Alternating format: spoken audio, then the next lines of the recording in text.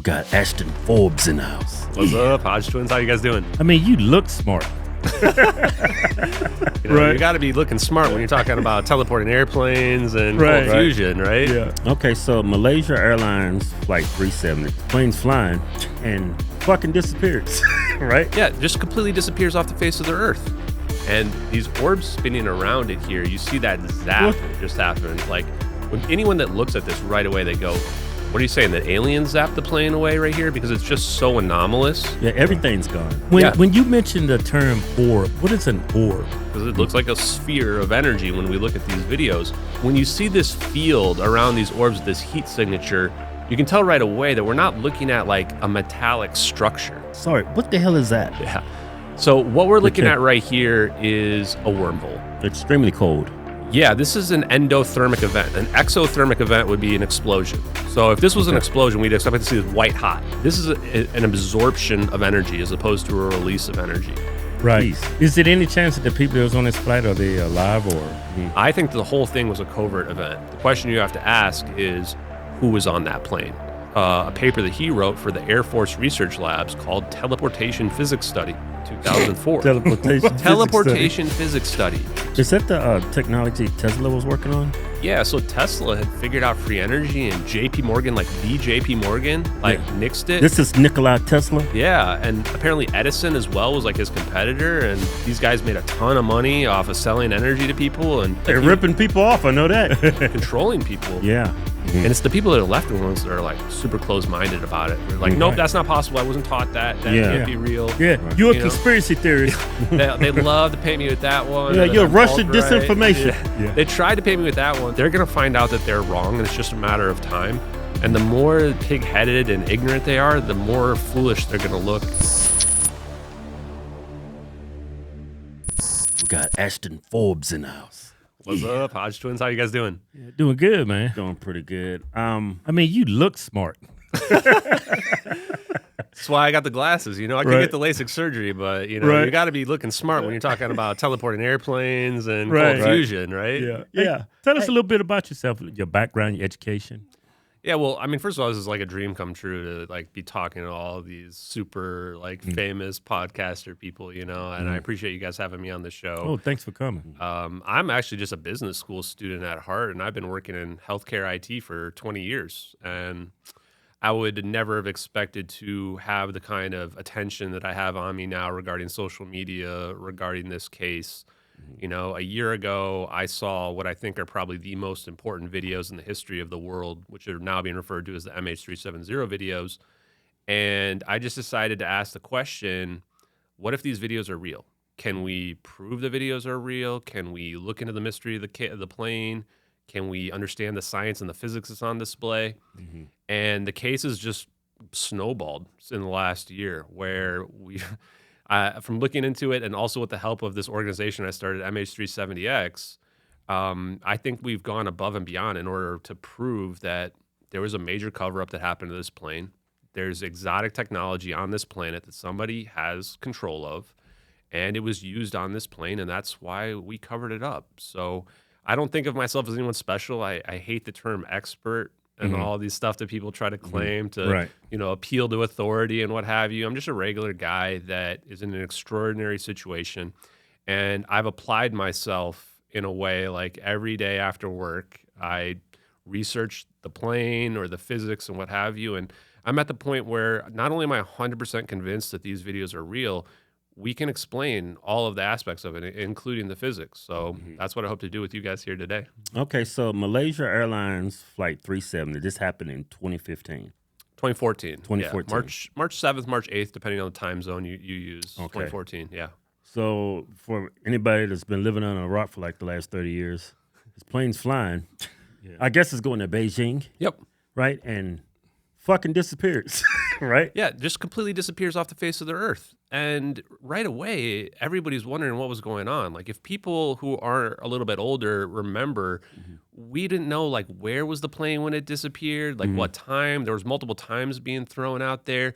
For the first few days especially, like, the search even changed its locations oddly. And everybody should just be wondering, like, how does a Boeing 777, plane the size of a city block, just vanish? Right. These Like- things are equipped with GPS, right?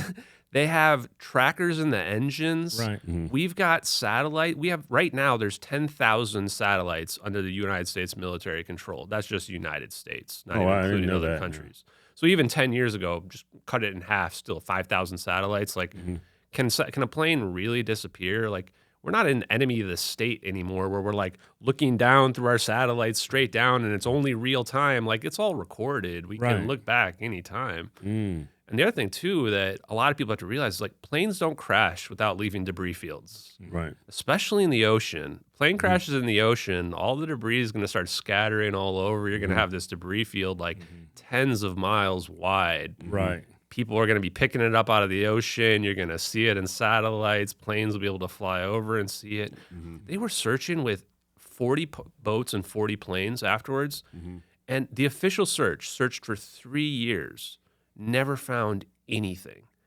Not a black box, not one seat cushion, not a body, not a piece of luggage, nothing. And people are going to say like, "Oh, Ashton, but I heard that they found some debris." Right. I thought they found some debris. And it turns out it wasn't the official search. It was like this guy Blaine Gibson found some. He was featured on the Netflix documentary. But the more important part is where they found the debris. Yeah. It said some debris washed up on shore in I forget the country. In Africa. Yeah. And this is weird because they use these satellite pings, and all the search was like off the west coast of Australia. Right. And they're searching down along this seventh arc based on these satellite pings, and they're not finding anything at all. And all of a sudden, a year later, a few pieces of debris, and we're not talking a lot. Like if you just percentage it out to the plane, it's less than 1% of the plane. Like it's like I tell people, it's like if you found my finger and you were like, "Oh, this shows that Ashton died or he was murdered." You're like, Right. "What? It's just my finger, man." Like Right. planes can fly without a flapper on. They can land without a flapper on. So even the biggest piece like doesn't prove this plane crash. But It's almost like someone planted the shit there. Huh?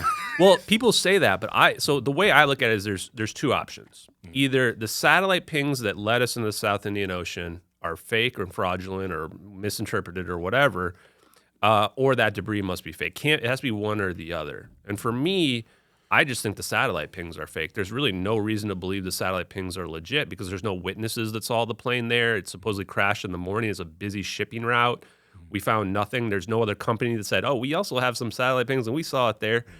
And the debris, though, is like 2,000 to 3,000 miles away. They did these drift analysis before they found the debris, and you can find it on the internet, and it shows that the currents flow to the east down there. The Right. debris should have washed ashore in Africa or in Australia. Right. And they're like, "Oh no, it's in Africa," and like we're talking like South Africa and like mainland Africa here, like Right. on the East Coast. Like it doesn't make any sense. When So you water just do doesn't it. float that way. So and it kind of floats up and around, so it can get there, but it would take like 2.5 years, and the debris is all being found in like 1 year. Okay. And so they do these.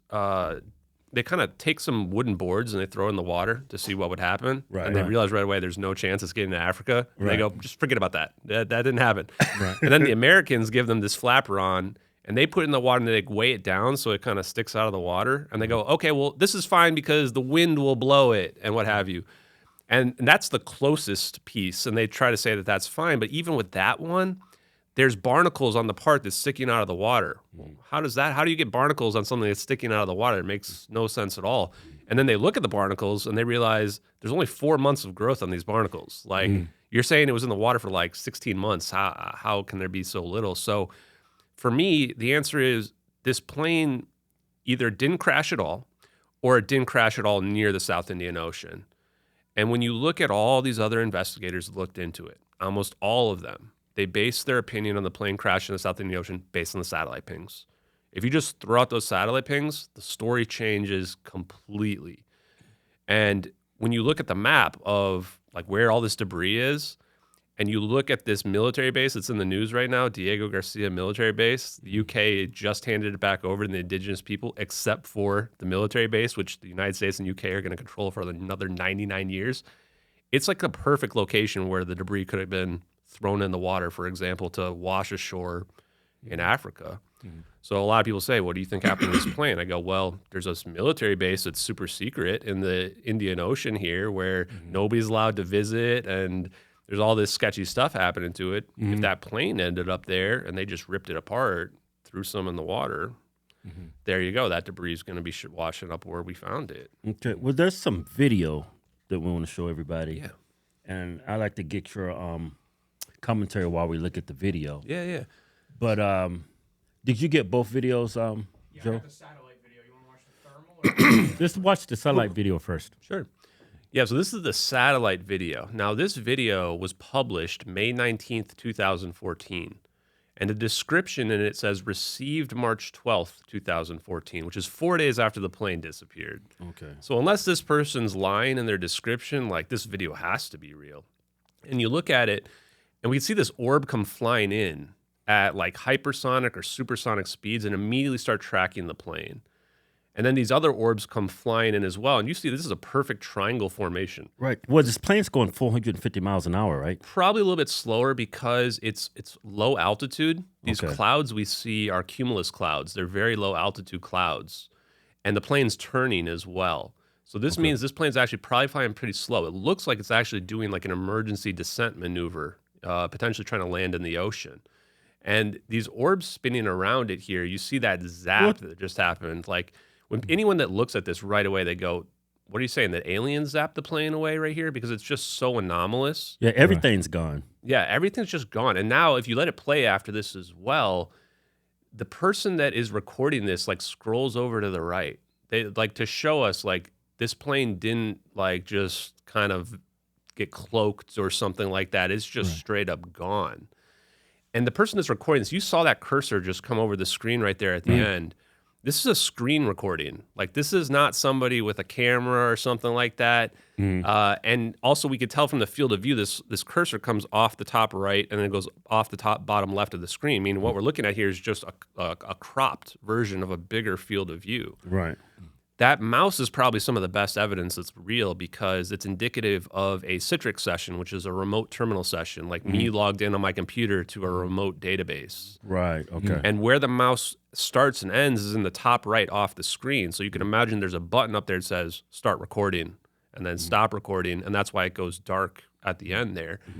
So right away, when you start to look at this evidence, you go, wow, like this looks like somebody who had military access to the database. They recorded this. And nobody really knows what our satellite capabilities are like. But I found there's something called the SBIR system, Space-Based Infrared System, built by Lockheed Martin. The very first thing on Lockheed Martin's website is they go, Global Persistent Infrared Surveillance. And you're just like, okay, Global Persistent Infrared Surveillance. Sounds like they're recording forever. Recording everything forever. And they've got these huge scans where they're scanning the whole globe all the time. And you just go, okay, well, now I can figure out what's going on. It's not enemy of the state. We record everything in infrared. We beam that information down to computers, and the computers rebuild a map of the whole world, kind of like Google Earth, for example. Yeah, right. And the other indication is in that video on the bottom left. There's coordinates in the bottom left. It says NROL 22. Turns out NROL 22 is USA 189. These are National Reconnaissance Office launches of spy satellites. And that one in particular is the first launch of the SBIR system in 2006. And I'm just going, okay, well now like this is getting really creepy. And it gets creepier. The coordinates, these coordinates actually accurately shift whenever that perspective changes. It's almost like someone was like holding down the middle mouse button or something and then they shift around. And the coordinates shift. One of the first things we were able to do is map those coordinates out on a map. And we found out that's the Nicobar Islands. This is the location where when we looked at those satellite pings from the plane, that's the location where they say, oh, this plane flew back across Malaysia, flew over to the Nicobar Islands, and then made a sharp turn and flew down in the South Indian Ocean for like 6 hours. And you're like, wait, so we found nothing in the South Indian Ocean, and these coordinates in these videos indicate the location where this plane supposedly made this sharp turn into the South Indian Ocean. You know, if you really boil it down, you've got plane disappearing over the South China Sea, odd. Then it's going to Penang, the closest airport you would go to in an emergency. It doesn't land there. And then it goes to this location where we're seeing these coordinates right here in the Nicobar Islands. And then after that, supposedly they claim it went into the South Indian Ocean. We found nothing. For me, this is really strong evidence where it's like I can start to build like an actual logical event, series of events of what happened to this plane. Like something emergency happened when the plane went dark. They couldn't land at Penang for whatever reason. And then all of a sudden, This plane's getting zapped straight out of space-time right there. Right. You So know? the video we just witnessed, you think that the person that was playing with the mouse, you think that was an air traffic controller or? No, if that's a spy satellite database, like spy satellite secrets are like some of the most closely guarded secrets. There was like a contractor just last year who was convicted of leaking satellite imagery of Africa or something like that, and they were facing capital punishment, death penalty, just for that. So like, and when you look at those videos, you can start to realize why that would be the case, because knowing what our surveillance capabilities are, if we have full-time motion video recording of basically the whole planet, and you can pull it back up, because that video was not recorded in real time. Like technically, they're recording the information in real time, but someone can log into a database and go pull up the Nicobar Islands at 1840 UTC on March 7th, and then they can see a playback of it, and they can move the screen around however they want, kind of like how Google Earth works, but you can just pick your time. And that's what we just witnessed. That's Somebody what we're going seeing. back trying to determine what happened to the airplane. Yeah, I mean, I even think I've identified the leaker as this guy, Lieutenant Commander Edward C. Lynn, because I said, well, wow, we really come down on people that leak this kind of stuff. And if that's real footage and they leaked that, then there has to be some trail, like, some charges that they face or what have you. So I started just digging around on like Wikipedia of all the names of the people that were charged. A lot of the famous people like the Chelsea Mannings and the Edward Snowdens and stuff like that. None of them like fit the bill at all. Edward C. Lynn, when I got to this guy, and he's completely unknown. Nobody knew about him really. He checks every single box. This guy was on this super secret spy plane program called the VPU-2 Wizards. He got assigned to it February 2014, right before the plane disappears. And I've got a quote from his lawyer saying that the investigation began April 2nd, 2014. And you're like, that's a 1 month window between when the plane disappeared here. And that video says it was received March 12th, 2014 on some random YouTube account that has like 100 followers. That's one hell of a coincidence. And it gets weirder. His lawyer has another quote saying that the classified information in question is available on the internet that he supposedly leaked, that they came after him so hard for. They came after him for espionage, which like they're trying to throw this guy in prison for life. And it was the first case of charging somebody who's an active duty military member in the Navy with espionage in like 50 years since the Cold War. Yeah, espionage. What exactly is espionage? That's like we're giving secrets to our enemies. Okay. They thought that what Edward C. Lynn was doing was he was exchanging information with China. That's what they had alleged. It's always China. It's always China. Maybe he was trying to release the information to the public. Yes, especially if you think, and that's exactly what I would think as well, is because when you look at that, you go, man, nobody's ever going to figure out what happened to this plane unless they see this footage, because that thing is gone, right? Like, where is it? And we'll get into the motivations as well more because, if that's United States technology that we're looking at there, which I've identified that as like our most secret hypersonic plasma technology, then China or Russia even seeing that footage, they can reverse engineer and figure that technology out. We would call that technology zero-day technology, which means that the moment you show it to your adversary, now you can't use it again anymore because they can make deterrents for it. They can reverse engineer it themselves. Because a lot of people ask, like, if we have this, why would we not use it? It's because it's like your trump card. You don't play your trump card when the opponent has like a 2 or whatever, right? You wait until the last possible moment to play it. Right. And this is why the United States government would come down so hard on anybody that leaked that footage, because you're like, you just screwed us over. What if the guy that saw that, he just thought it was aliens and UFOs because he wouldn't know about the technology either. Right. And then the government is like, no, dude, you just screwed up big time. You just told China about our most secret stuff ever out there. Like, am I going to lose some rank? Nope, you're going to lose your life. No, 100%. So they throw this guy in prison and they won't let him talk to the media, even in pretrial detainment. And everything about his case is super sketchy. Like, they end up having to admit there was no evidence he exchanged any information with anyone from China. They even sent like a honeypot at him. And they start charging him with prostitution. They're like, dude, you're trying to put me in prison for life for espionage and you're throwing a prostitution charge on there? Right. Anybody that knows anything about the Uniform Court of Justice, that's a kangaroo court. Yeah. Many soldiers do not win their case at all. No, 100%. Like, you have no chance of probably winning, right? If the government if they want to put you away.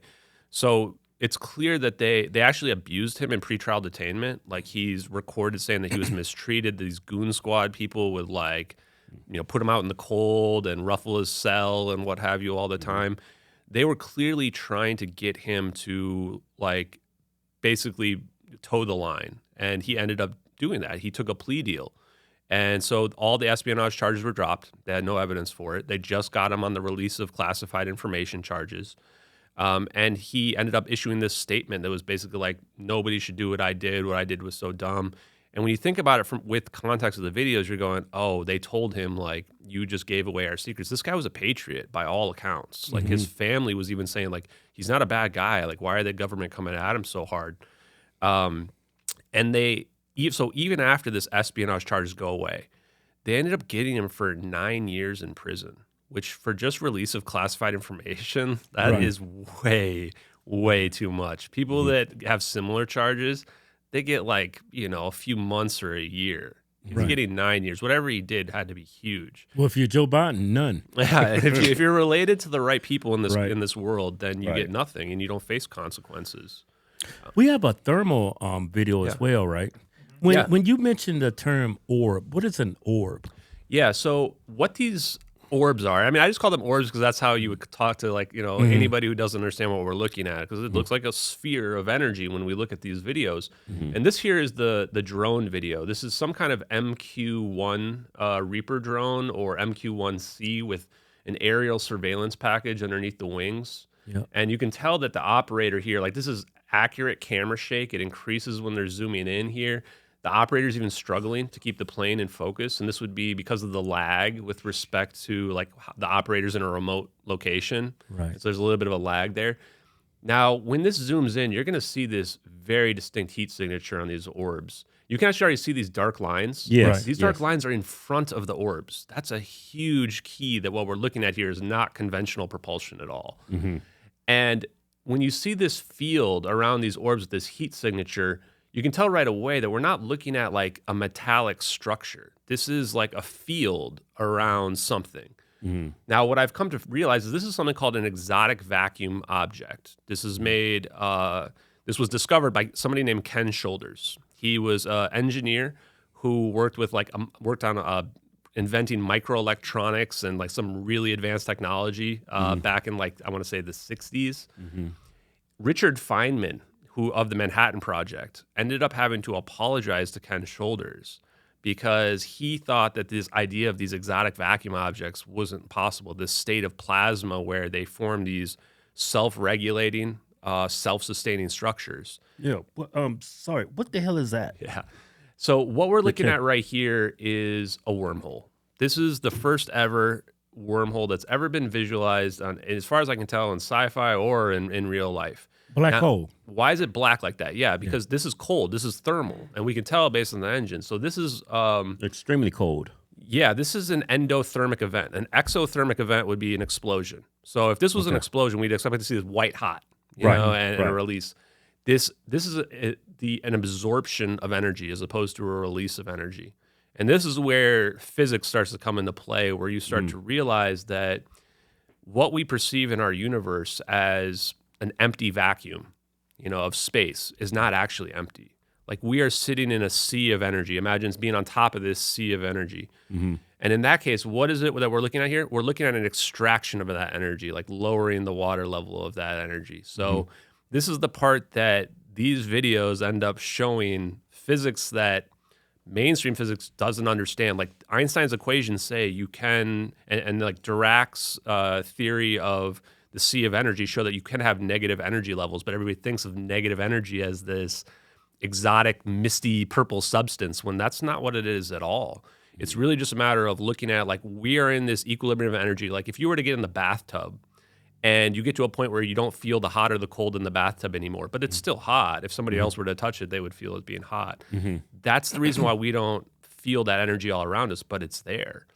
And we feel it as inertia, which is the resistance when we're moving through space. And you could say that there's also air resistance, friction as well, but if you were in outer space, you're still going to feel that inertia.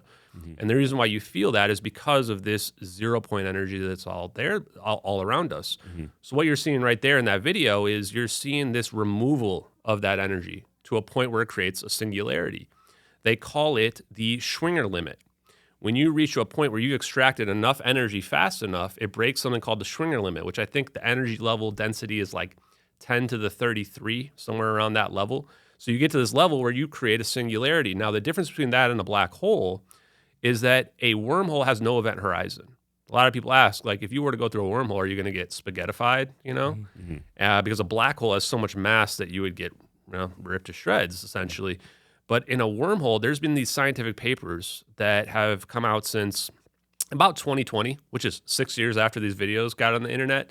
One of the most famous ones is by Juan Maldacena, who's a proponent of this idea of ER equals EPR. Like a wormhole is equivalent to quantum entanglement. So it's like the very small is equivalent to the very large. And they say that wormholes are humanly traversable, meaning that you may feel some G-force, but it's not going to rip you to shreds at all. So this is where, like, even though it seems incredible, it's actually consistent with Einstein's theories of general relativity. And we just have to look at the universe in a slightly different way, where it's not just this empty vacuum of void that has nothing in it. It's actually just this sea of energy. And now, just like if you were looking at a graph, you can go below zero and you can pull that energy out. And when you do, we see these effects like with the orbs, the black line in front of them. That would be called warp drive. And really the only difference between warp drive and a wormhole is like how much energy are you pulling out? If you pull out a little bit of energy, then you're just going to fall forward into that void because that's what gravity is. If you pull out a lot of energy, then you're creating a gravitational ripple or a wave that you can just go from one location to the next. And it's as simple as F equals ma, which is force equals mass times acceleration. If you take that equation and you flip it around, you say, well, A equals mass divided by the force. If you make your mass, the other way around, A equals F divided by M. If you make your mass zero, now your acceleration is going to become infinite, or approach infinity. So if you actually get to a situation where you have no mass on your object, you can accelerate faster than the speed of light. And really, accelerating faster than the speed of light just means that from our perspective looking at it, it looks like it's going from one location to the next instantaneously. The weird part is if you were that person in that plane or going through that wormhole, for you, it would be like going through a doorway. You just appear on the other side and like no time has passed. But from the outside observer, it would look like you traveled faster than the speed of light. And there might even be a time dilation effect where like you show up slightly in the future. Pretty weird, huh? A wormhole, is that synonymous with a black hole? Because you can see these things in outer space, right? Well, I think the big question is, what is a black hole? Right. You know? And because a black hole is this huge amount of mass as we perceive it, then the event horizon is the point of no escape. When light goes into that region, the gravitational pull is stronger than the speed of light. It makes it so light can't escape. So the idea would be you can never escape from a black hole if you were to fall into it. So that's the main difference between the wormhole and the black hole, where you can escape from it. And I would argue that a black hole might just be a very, very powerful magnetic monopole. Like if you have a magnet, you have a north and a south, and you have these magnetic field lines that go around it. When we look at the orbs, I imagine there's a very tiny black hole in there. And what they're doing is they don't have two poles anymore. They just have monopole, one pole, a south or a north, but not both. And what that would mean is you have your magnetic field lines radiating outwards from that point. And why is that important? Because that's how it's creating that sphere of plasma. The area on the edge where the magnetic field line is not strong enough anymore to contain the plasma is called the non-radiating barrier. So you see the plasma will come out and it shoots out where you see that, it looks like a little Tesla symbol in there, this heat signature. It reaches that point and then it curves back around and goes back towards the center again. And that's why when you look at cold fusion, you see this very distinct heat signature, and not just in those orbs, but there's like the DOE's website, Department of Energy's website, has an image of cold fusion, and the heat signature looks just like those orbs as well. So you could imagine the black hole might just be also another very powerful magnetic monopole. And people have argued that like magnetism and electricity explains the universe. And, so maybe we are going to have to reinterpret what our idea is of a black hole as well. So I'm going to pretend like I know what the fuck you're talking about. These orbs, are they devices? What do they look like? Are they? Well, that's a good question. And that's the part where we mapped out the size of it. And it's about 20 to 30 feet in diameter. So this is pretty big. But that, again, that's just the non-radiating barrier of the magnetic field. I think that there's something inside there, but it's hard to tell with the information that we have on there. The reason why I say that is because you saw that dark line in front of the orbs. Right. So to me, that would be a laser that's shooting out forward. And what it's doing is it's doing the same thing where you're pulling energy out of the vacuum. So it's allowing the orb to just kind of create its own geodesic, they would call it, like gravitational path where it's floating down through it. And one of the papers that I researched, there's these papers called the DIRDs, Defense Intelligence Research Documents. Tim Burchett actually was, I think in those UFO hearings they had, he referenced one of them, and he goes, well, "This is some light reading for you," which Right. it's like it's tough to get your head around. But one of those papers talks about they can make a laser that squeezes the light to produce a negative energy state, and that they can basically isolate that negative energy state, and now you have a negative energy laser, or you could call it a dark energy laser if you want as well. And if you have that, then you shoot that in front of you, and you would just kind of float and fall into it at that point. And this is a good point to bring up as well, is that this idea of this sea of energy, where you go to the negative energy, it also explains dark energy. Like right now, if you go to the Big Bang Theory, that the universe expanded faster than the speed of light. I remember Elon Musk was on Joe Rogan talking about this, how they know you must be able to go faster than the speed of light because the universe expanded faster than the speed of light, according to conventional physics. And we need like 95% more mass energy in the universe to explain that. And we don't see it when we look around there. Well, the answer is what I just explained with this idea of this sea of negative energy. That's dark energy. Negative energy is dark energy, and it's not some mythical substance. It's just normal energy. We're just pulling it out. In fact, I'd argue like the lights that we see around us here, they're pulling that energy out all the time as well. And that the energy is not coming from the power plant and shooting through the wires, is that the wires in the power plant create a conduit that connects to that. And then locally what's happening is that energy is being pulled right out of there in real time. And that's where all energy were to come from. Okay, so what we see in that video is just somebody's created some kind of tool that manipulates energy. Yeah, it manipulates energy, and it manipulates gravity, and it also manipulates time. And this could all be done from the ground surface. When you say ground surface, what do you mean? Yeah, like whoever these orbs, is that actually going around the plane, or is it this is from the ground level, like you said with the laser? Yeah, so in terms of like how it's controlled, is that what you're getting at? I thought it was like little planes that were flying around. Yeah, they're flying around it for sure. They're physical objects and fields of energy that are flying around it. And how are they being controlled is another good question. Right. Like when we saw it with the satellite video, they are moving too perfectly. Like this triangle formation they're forming is exact, and they're spinning around in all directions. Right. We mapped that out too. And we found that it's creating like a perfect sphere. If you were to like kind of condense time around, it's like creating a sphere around the plane. It almost looks like the movie Contact with Jodie Foster with that weird gyroscope thing. Right. Right. And we're looking at it just going like, this is like, there's too many weird coincidences lining up around this. For me, the only way those things are going to be getting controlled is either some type of supercomputer, some type of quantum computer, or some type of AI. Which in 2014 would have seemed like science fiction, but now like I use AI like every day, and we all kind of wonder like, what are quantum computers like even used for, you know? Right. But like looking at that, you'd go, oh, well, they could be used to like, map out the trajectory of some orbs in a three-dimensional space where you have to have like this real-time input.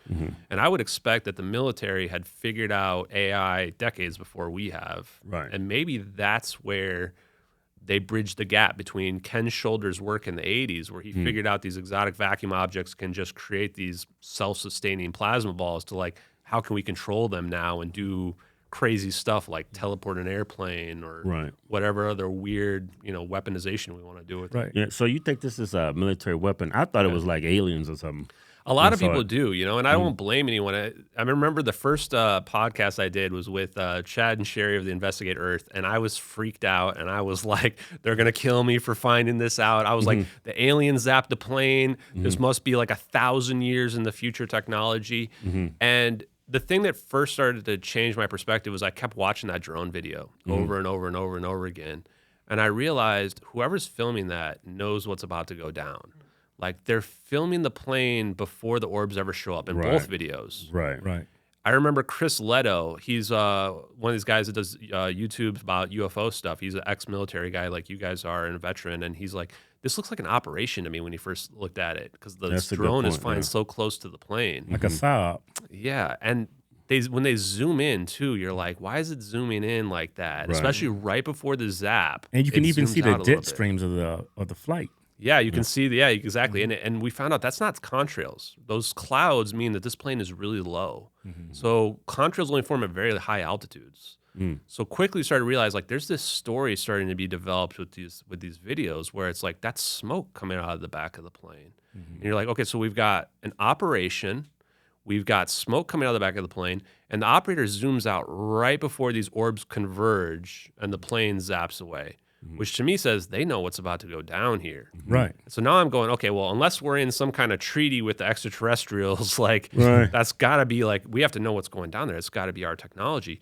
And that's what led me down this path of like, okay, I've got to figure out like what's the history of physics and electrical engineering. And I knew nothing. Like back November of 2023, I knew zero electrical engineering. I understood enough physics, but not that in depth. And I just started digging through the history of it. First major breakthrough was probably those DIRDs I was talking about, those defense intelligence research documents that were, I think some of them were classified, but most of them weren't. One of them is just straight up called like warp drives, dark energy, and the manipulation of extra dimensions. And another one's called traversable wormholes, stargates, and negative energy. And I'm just looking at those going, what? Why do these exist? Like the Defense Intelligence Agency is like, getting these papers written. Right. And you're like, okay, so who wrote these papers? And I start finding this guy named Harold Pudoff. And Harold Pudoff, for the people that know about the UFO community, he's been in UFO lore for a while. Like he was apparently doing like remote viewing stuff with the CIA back in like the 70s. And then in the 80s, he took a weird shift where all of a sudden, all of his papers are about zero-point energy and about propulsion mechanisms and extracting energy from the vacuum. And I'm going, this is pretty odd. And I find out that this guy who works under him is called Eric Davis. And he's got a paper that he wrote for the Air Force Research Labs called Teleportation Physics Study in 2004. Teleportation Physics Study. And one of them is called VM teleportation. He like lists out all the types of teleportation, like sci-fi teleportation. He's like, this one's not possible. Like Star Trek, where you're like disassembling all the molecules. Okay. But the VM teleportation is like manipulating the space-time itself. Like if space-time is this sea of energy, it's like that's a medium. It's like being like we're fish in the ocean. So manipulate the medium. And it turns out if you change the permittivity of free space, you can change the speed of light. And if you change the speed of light, now you can have a wormhole or a warp drive. And you start reading that, and I'm like, okay, whoa, like they actually now we're not defying laws of physics anymore. We're just taking Einstein's general relativity, we're taking his equations, and we're going, look, this is how we can bend the rules a little bit and perform basically magic. So you find these guys actually wrote some of those defense intelligence research documents, and Harold Pudoff wrote the one that's about space-time metric engineering for advanced propulsion concepts, the very one that Tim Burchett was talking about in the congressional hearing.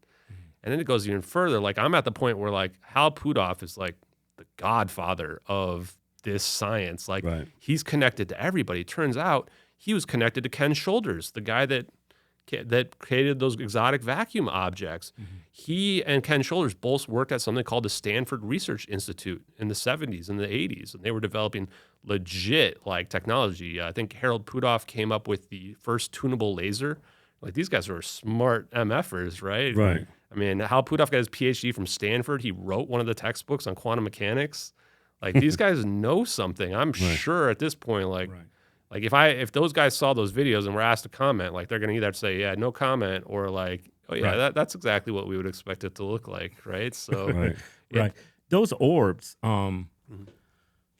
that shit wasn't running on gas, was it? No, that's the thing too, is like, and this is the thing that it kind of goes back to UFOs in general. When people are seeing like a flying saucer, the first question they should ask is, what's the fuel source? They got some tanks in there that are like, or even if that's a ball of plasma, like what are they pumping in the deuterium into it? Like where's that coming from? Right, because there's no gas stations in space. Yeah, there's no gas stations. Like how the hell out you there. get all the way here? If you're coming from Andromeda or whatever, tens of thousands or whatever, millions of light years away, like there's no way to fuel up. So the thing about that is then you realize, well, crap, they must be extracting energy from the environment, from all around us. Is that the technology Tesla was working on? Yeah, so Tesla was the first person.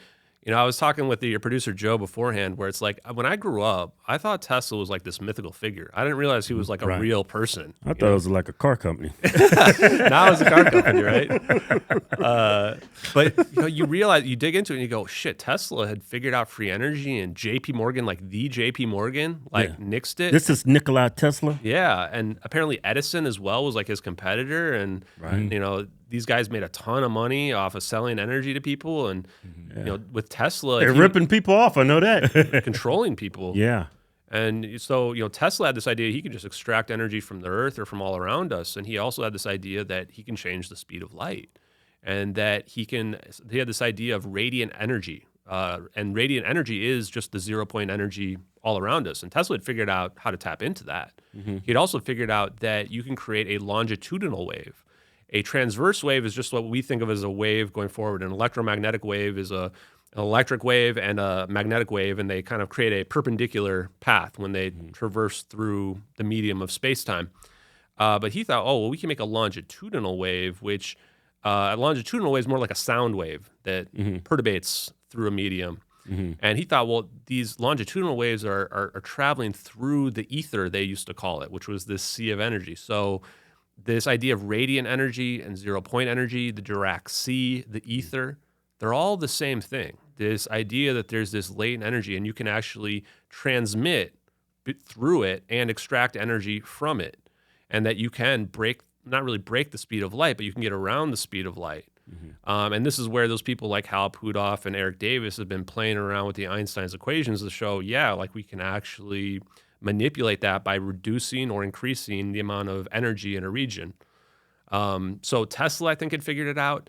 Did he die like naturally, or was it mysterious? No, I haven't really looked into his death or what have you, but he's also connected to something called the Philadelphia Experiment in 1943, where the USS Eldridge supposedly teleported from one location to the next. If you look at the scientists that were connected to that, I think Thomas Townsend Brown was connected to it, Einstein was connected to it. It's like some of the smartest MFers out there were connected to this. And it's this lore that they use very powerful electromagnetic fields. They were trying to shield the battle cruiser from detection from radar. And I think that might have been the first time where we accidentally figured out if you use super powerful electromagnetic fields, you can actually bend space-time because you're manipulating that 0-point energy that's around us. And from there, that was around the time of the Manhattan Project. I speculate that we figured out another side of the coin to nuclear power during the Manhattan Project that we never revealed to the public. Oh, okay, because that's nuclear bomb is numbered energy. They went the other way with the energy. So with the nuclear bomb, it's all about E equals MC squared. It's like we have this amount of mass times the speed of light squared, which is this huge number, and you get this massive energy. I think if we had never dropped the bomb on Hiroshima and Nagasaki, people would probably still think that's fake. They would say, there's no way you can produce this huge amount of energy, right? But we did that, and then they had to reveal it.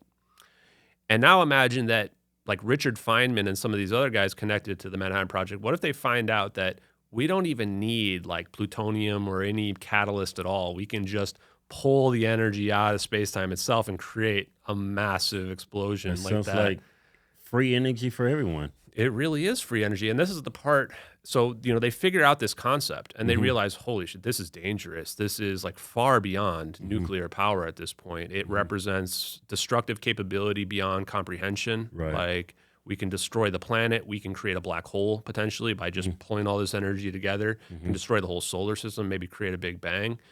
And then they also realized That's crazy. Yeah, it's we really create our own big bang. Think about that. Yeah. What if somebody did create the Big Bang, right? And when you look at this idea of free energy, you're coming to the same logical conclusions that I came to. It's like, boy, this is dangerous. Like, I actually don't blame the government for hiding it because how long are we really going to last on this planet with all the war and stuff we have? Yeah, terrorists get a hold of that. I'm just going to make a big bang, kill everybody. Exactly. And then you can imagine there might be like these factions or like religious like cults that would form around it. Like we're going to be the one to bring around the end times, Like I can absolutely see that happening. And so from that perspective, I go, And I've talked to other podcasters like offline that are like, I don't know if it's safe to even disclose this. Like and that's part of the reason why they don't want to like have me on because they're like, this is legitimately dangerous. And I wonder about it myself. But the other side of it is free energy.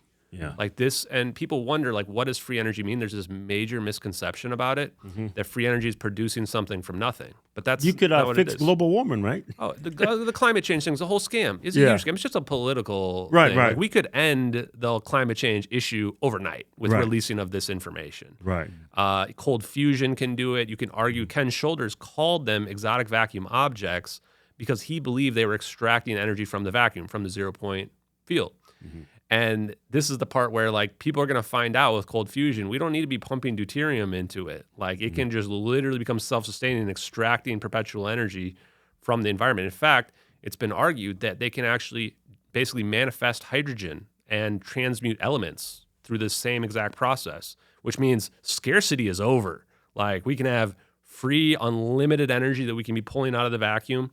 We can conjure elements. We can make a Star Trek replicator if we had the right technology that can just make anything that we want anytime that we want. Right. I've even heard, and I've never said this on any other podcast, that there are companies that already know about this, and companies that are producing hydrogen are using this process, basically just manifesting it out of nowhere. So this is where you can see, like, now this is bigger even than just, you have the risk of destruction of the whole universe, but you also have this issue of, like, you're just going to completely upend the entire socioeconomic foundations of our civilization with this type of technology. And this is why I think that I've had a lot of people attacking me that makes no sense, and people even in the UFO community that are all about disclosure. And I'm going, like, here it is on a silver platter for you guys. Like, and, you know, even like the people that I would think are like the good guys, the white hats, if you want to call it, even they're afraid to, like, you know, mention me or mention the topic or weigh in on it, because I think that even the good guys look at this and go, okay, nah, it's too much, man. Like, I'm cool with telling people about aliens, but, you know, like, you're talking about black hole weapons and, you know, destroying the economic foundation of our civilization. Like, that's too much. And I just think about it and I go, I honestly ask myself that question every day. We're like, should I even be doing this? Like, even if this is true, should I be doing this? And I think there's two ways to look at it. One is that whatever happens to us, it should be our fate to determine that, right? If it is the end of the world, then fine. But I also say, well, at the same time, we have nuclear weapons that we could destroy ourselves. You know, an armed society is a polite society. I know you guys are big 2A advocates, right? And so you go, if everybody has a weapon, a gun, like, we are, you know, you act a lot nicer around one another in that situation. Yeah, that works everywhere except Chicago. Except if you're in the inner city, yes. In that case, it can be devastating for sure. And then the other side of it is, I was like, look at how much just, like, poverty and suffering we have. There's 670,000 homeless people in the United States alone. And that's just the numbers they tell you about, you know? And I live in Minneapolis, where we have one of the biggest homeless shelters in the entire country there. And every single day I drive past dozens of homeless people suffering on the street. And you go, man, if we ended scarcity and stuff, none of these people would have to suffer. And I've seen the mental damage it does to people to being on the streets, living on the streets. It's one of the things I love about your guys' content is, like, you help people, you know? And I think we just need more of that out there. So you have to balance, like, okay, where is the line between risking the annihilation of our civilization and, you know, bringing about end of all scarcity that's out there. And I think that there's factions. Some of them want it out there. Some of them, I think, don't. And The rich and powerful don't want it. Yeah, that's how they make their money. because they control everything, right? And so I try to look at it from the human perspective, where everybody's got their own motivations. They've got their own justifications. Everybody's the main character of their own story. You know, thinking about how, you know, they think the right thing is to do. And so for me, it's like, you know what? I think we should just decide. Like, I'm just going to put it all out there. I'm going to show you guys the science, physics. Let the world decide what we should do with this information. Let's let the chips fall where they may. Yeah. Especially that drone footage. You can't fake that. There's jet streams and... The satellite one, people have come pretty close, but they've mostly just copied the same thing, which is kind of like cheating. But even the people that copy it, they can't get the rotation of the orbs right. And they can't get the zap quite right either, or even the plane either, because this plane, when you fly in the air, you get extra infrared radiation. So even when people try to use a model of a Boeing 777, the video is like a little bulgier, potentially because it's scanning in infrared, so it's going to appear a little bit bulgy, and the models don't do that. The drone footage, though, no one's come remotely close. There is so much detail in there. You can even see this heat signature when it zooms in the belly of the plane, which is where we think the smoke is billowing out of. And it's like morphine accurately. You know, the shake is accurate of the drone, of the camera. You've got, I think, the lines with the orbs in front of them, and actually just the heat signature of the orb. That magnetic monopole idea I was telling you about, one of my friends, Bob Grenier, is probably one of the top experts in the world on low-energy nuclear reactions, which is cold fusion. And before I met him, he did this video where he was looking at that, and he's going like, guys, we have to review this, even though this is crazy, because you can see the Ukana-Visar, which is the Tesla symbol, which is that heat signature in there. And he's going like, I didn't go back in time and make these videos. And the first scientific paper about magnetic monopoles was after this video was already on the internet. And you're going, okay, man, like how would somebody, and this isn't even getting into the VFX complexity of it, just the straight up, what would you need to know to even be able to begin to make it? There's no reference for any of this stuff. Like there's not like another version of this footage out there missing the orbs or whatever. So that's the part where nobody's even come remotely close on the drone footage. And we've got 2 videos in perfect synchronization from 2 different angles. What I tell people is if there were no orbs in that video and there's no zap in that video, if that just showed a plane crashing into the ocean, everybody would be like, oh, okay, United States is lying about it, plane crashing in the ocean. No one would even question it. No one would be out there going, oh, this is fake footage, blah, blah, blah.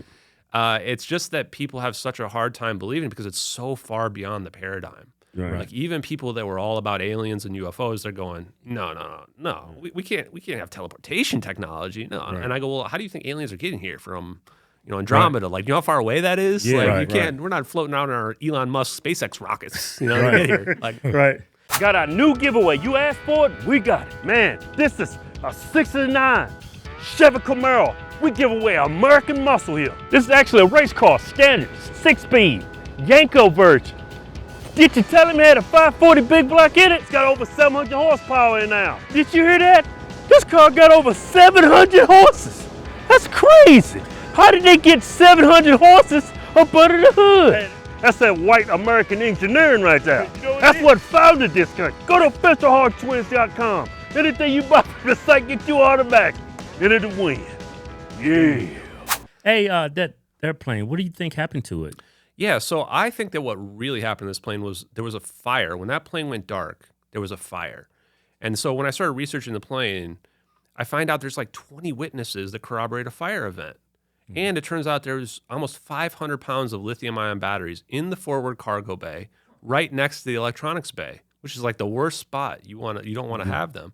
And there was another incident called UPS Flight 6 just a couple years earlier. It was a cargo plane with lithium-ion batteries, and it burnt up in a very similar scenario with the lithium-ion batteries destroying the circuitry. Oh, so that's why when I checked in my baggage, do you have any ion batteries? batteries? That is why. That is literally why. In fact, if you mail a letter, just a piece of paper, that goes, is there any lithium-ion batteries in there? You're like, what do you mean is there lithium-ion batteries? It's a letter, dude. But they're so afraid of that because they especially... I talked to this guy, Billy Vincent. He was a former security director for the FAA.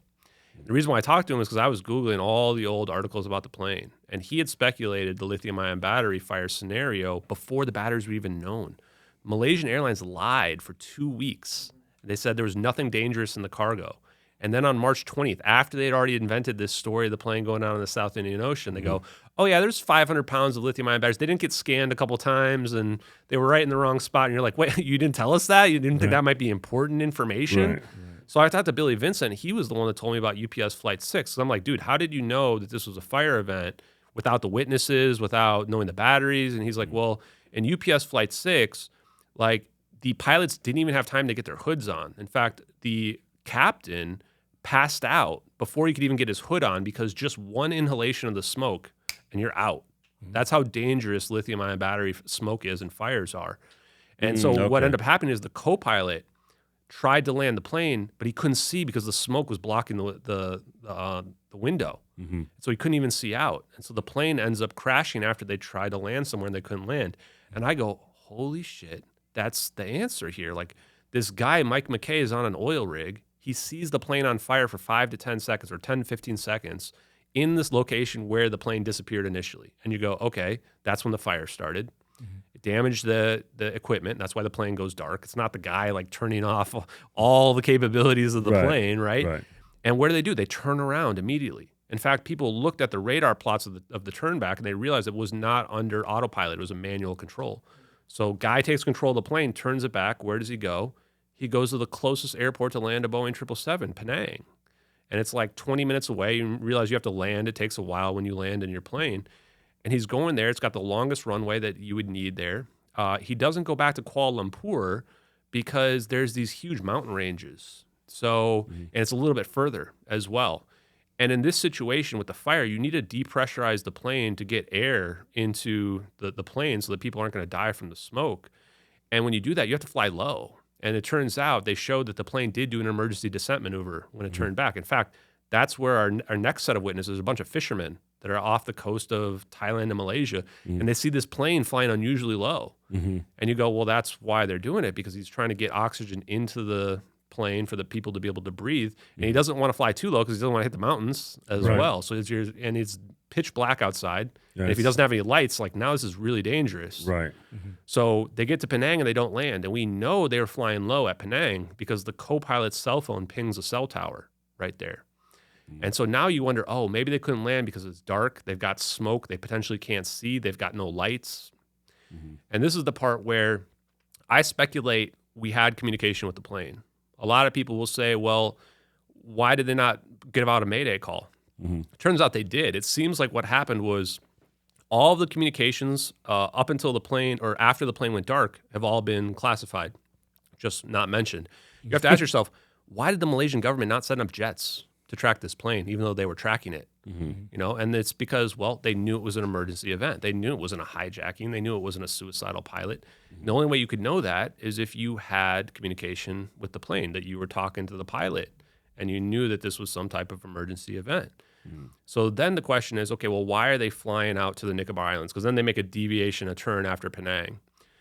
And if you look at the pilot manual for what you're supposed to do, one of the next things is land in the ocean, you know. But the problem here is, are you going to try to pull a Sully Sullenberger off? Like, that was a miracle for him, and that was on the Hudson River. This is not a giant ocean, you know.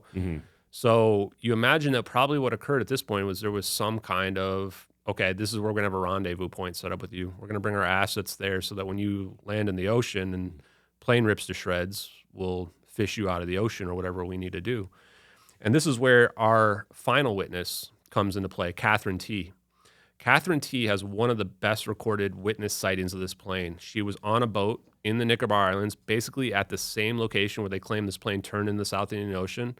Everybody has ignored her very detailed, elaborate sighting because it completely contraindicates those satellite pings. She sees this plane flying low, unusually low, descending, just like we saw in that video there.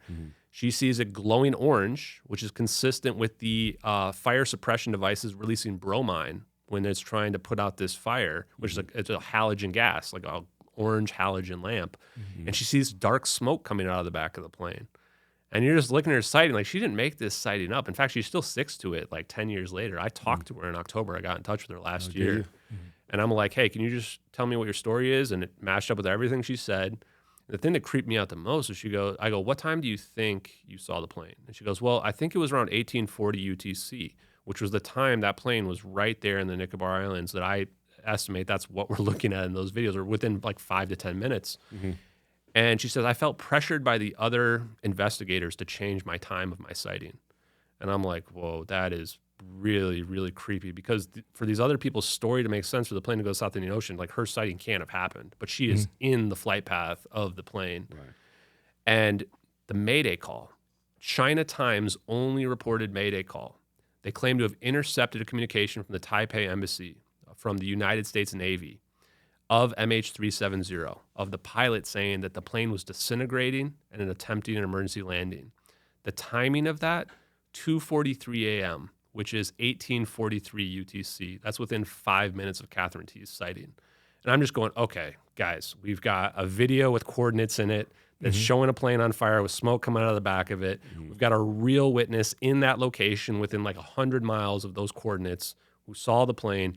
And I've got a China Times reported, news thing that was published the next day, not like weeks later or anything like this, saying, hey, this is the exact type of event that we've got going on. And it doesn't get reported on in any Western media at all, which makes me think about that Vladimir Putin, Tucker Carlson interview, where he asked him, like, why didn't you try to win a propaganda battle about the Nord Stream pipeline? Because we know the United States and allies took out that pipeline. And he goes, well, it's not, basically says that there's not a cost-benefit analysis to going to a propaganda war with the United States because we have the best propaganda apparatus and we control all the Western media. Right. This is why when people ask me, like, why don't you think that it was China or Russia that took the plane? And I go, because they ain't covering this up. Like, only the United States has the capability to, like, silence these countries, put pressure on Malaysia to lie, what have you, and to have all our Western media be like, yeah, sure, planes just disappear in 2014 with all our satellites and crash into the ocean without leaving debris fields. Like, that's totally normal. Totally normal. Oh, and phones ring too, by the way, when they're at the bottom of the ocean. They had this expert go on all the mainstream media and be like, yeah, phones can totally ring when they're off and submerged under the bottom of the ocean. And I'm just going, like, if I call you right now and you have your phone off, that ain't going to ring at all, right? Like, it's crazy, that amount of propaganda and brainwashing that we are capable of absorbing when we just want to try to invent some rational explanation for something. Yeah, any one of those videos, is there any evidence in those videos? I didn't notice if there was like a fire. Yeah, so the smoke coming out of the back of the plane and then the belly. So I talked to some infrared experts. video. That Yeah, the infrared one's the big one because you see this heat signature in the belly and it's not the other engine on the further side. And you can see this red, very red, which means it's almost as hot as the engine coming out of that. And some people say, oh, well, no, you see two lines, so it should be from the engines. But when you look at it close up, you can tell that the smoke line is not in alignment with the engine at all. So what's happening is there's two AC heat exhaust ports near the landing gear on either side. And so what's happening is if this fires in the forward cargo bay, the smoke is billowing through the air conditioning system. And then it's being fed out through the AC exhaust ports. And then it's wrapping around both sides of the plane. Oh, I see. Yeah, so right there. So if you look at where the smoke is, it's displaced a little bit higher than where the engine is at right there. And this is where you can realize that, oh, crap, that's not the engine's on fire. Like, that's coming from inside the plane right there. The cargo where there's had the batteries sitting. Exactly. And the batteries are sitting right there as well. So that's this right here is like, how did anyone fake this? This is so much detail. And in thermal infrared, there's no such thing as hoax videos of military assets filming stuff and infrared thermal. Like, people just don't know anything about all that stuff, especially not in 2014. Heck, in 2014, I don't know how many people even realized we were filming in infrared at all. Like, that wasn't until those other UFO videos by the Navy were declassified in like 2018 when the New York Times ran that article. That was the first time I even knew that we're filming it in FLIR or whatever, forward-looking infrared. Before then, I just assumed we're doing like optical visual stuff. So you think our military was using this technology and maybe that's what started the fire? When it was trying to... Or maybe tried to cover up the fire. So that's interesting is, remember what just happened a couple of weeks ago with the Hamas and those the pages. batteries, the pagers. But it wasn't just the pager. Remember the next day, everything was blowing up. Like, you can overload these batteries really easily, we just found out. And what I tell people, too, is like, these videos are real, and everything that comes out between now and any time in the future is going to continue to corroborate them being real. I think the whole thing was a covert event. I think that this was sixth-generation warfare against China. The question you have to ask is, who was on that plane? And the people that were on that plane were 20 Freescale semiconductor engineers. That's way too many people from one company. It's an American company. 8 of them are Chinese nationals and 12 are Malaysian nationals. They had just come out with a microchip smaller than the dimple in a golf ball. We're talking almost like microscopic size stuff. And the people responsible for that was on this flight. Yeah, 20 of them. And that company was connected to U.S. Aerospace and Defense. In fact, we found a 2005 National Security Agency report, which was called Superconducting Security Assessment. It was about looking into superconductivity is like the next generation of microchips where you have zero resistance. And this is where magical effects can begin to happen, including macroscopic quantum effects, which is kind of the bridge between a wormhole and quantum teleportation. And this company is listed in this report 9 different times. Like half of it's like basically about their microchips. And so you're going, okay, now I see what's going on here. Like China is these people aren't going to China for a training exercise or something, right? These people are going there and China has some leverage over them or something and Trying to steal it. trying to steal the technology. I mean, if you've got that technology, you control the planet. Right. If I was China, I'd try to steal that technology too. Like that is some advanced stuff for whoever has that. Like this is beyond, air supremacy. This is just supremacy of space. Of the universe. Of the universe. And this is like, why did Trump start Space Force too? Isn't that kind of weird that Trump started Space Force and we don't really know why? That's like Space Force. Yeah, like Space Force. Why are we doing that? You talking about like Mars and shit? Like, well, if we have this kind of technology, so I think that what happened here is this is sixth generation warfare, which is warfare over technology and manipulate. Actually, if you were to like ask Grok or something, it's going to say like space and time, warfare, like next generation warfare, and that we started that fire. We could have either planted the batteries on there, or we could maybe have just ignited them remotely. And then why? Because you're diverting the plane. You don't want China to see exactly. You don't want China to see those videos. You want China to just have like low resolution video or like imagery of it. So they're wondering what the hell did they just do to this plane? Especially if we knew that was about to go down, or if and we knew, and then we set up this trap for them. Now the plane's on fire. It's flying away from China, away from all their detection systems, away from their radars, away from all their surveillance, and we get it far enough away, and then we warp that thing right out of nowhere, And then China, what the hell is China going to say?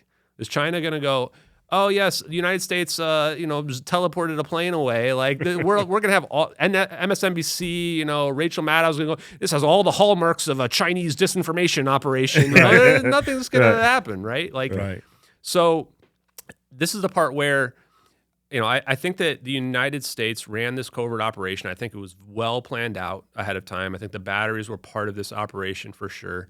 And weirdly, China hacks the Malaysian government the next day. There's so much sketchy shit about this situation. Really? Like March 9th, China hacks the Malaysian government with this sophisticated social engineering hack. They send this PDF that's like, debris found in the ocean, click here. And their people in their transport ministry click there. And then they have full access to their databases. And you know what they steal? They steal the crisis meeting minute notes about the plane and classified information about the plane. You can find the news article. It literally says, stole classified information about the plane. You're going, what's classified? Is it the communications that I was just talking about that were stolen? Because they're trying to figure out what's going on, what happened to this plane. And then 5 days later, around the same time that the United States intelligence sources leaked to the media that the plane went into the South Indian Ocean, China, all of a sudden this satellite image appears on the internet. And it gets reported on as debris in the South China Sea. And they go look, they find nothing. I went back and looked at that imagery. It looks like 3 orbs around a craft that's in the middle of the air, but it's like from much further away and it's lower resolution. And you're going, holy shit. I'm the only person on the planet, as far as I know, that speculated that was a message to like our intelligence agencies to be like, oh, we saw what you did. Like, we don't have enough evidence, but we know you did something to this. And then you can now see where these videos get thrown on the internet, and now the U.S. government's freaking out because they didn't want China and Russia to see all that. They just wanted them to be like, what the hell happened? And that's why you would find out about, that Citrix session. There's logs for that. And that's how I knew right away whoever did this got caught. Like, they got caught. They probably got caught right away. After this footage shows up on the internet, somebody sees it. They find out who that did that. Now they're going, you are a spy. You just released all this information to our enemies.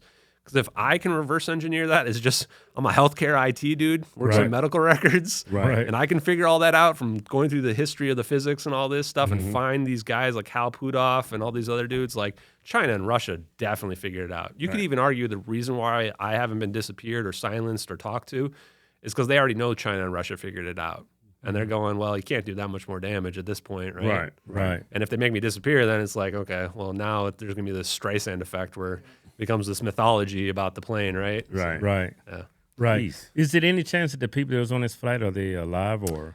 A lot of people ask me that, and I like to tell people, like, first I want to give my condolences to the family. What I'd like to say to them if I could tell them something is, like, I'm very sorry for, and I'll even look at the camera, I'm very sorry for what the United States government did to your family members, because it's horrific when you think about it. You could argue that it's a war crime to do something like that. We dropped a couple of nukes on Japan. It's not our first time committing a war crime, that's for sure, right?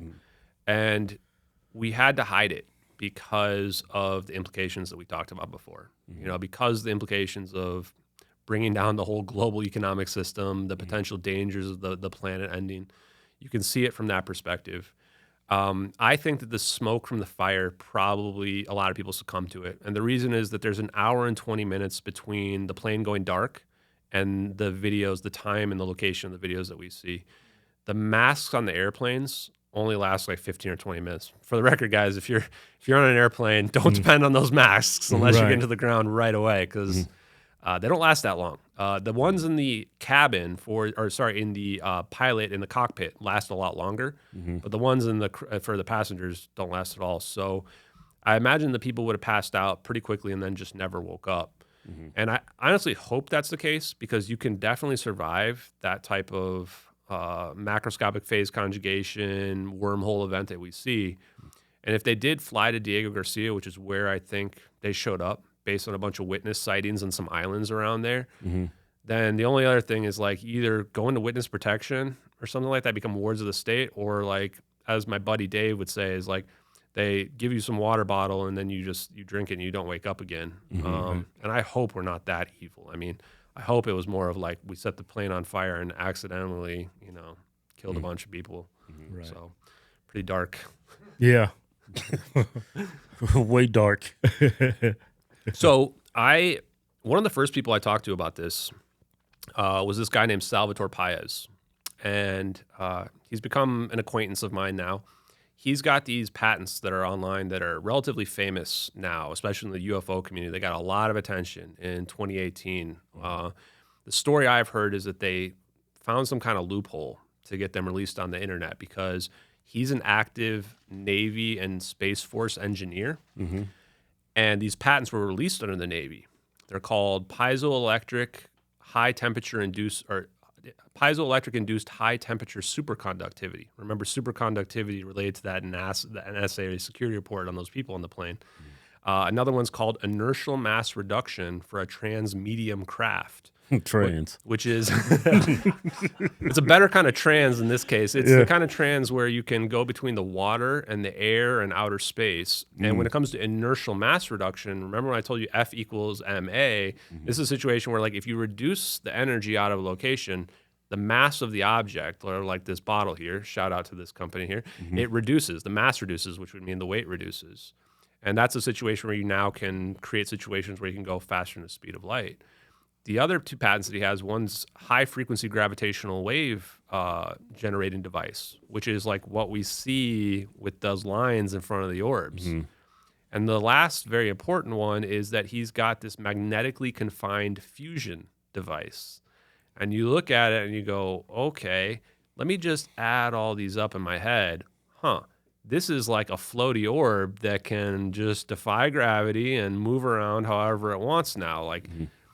So I reached out to him back in October of last year.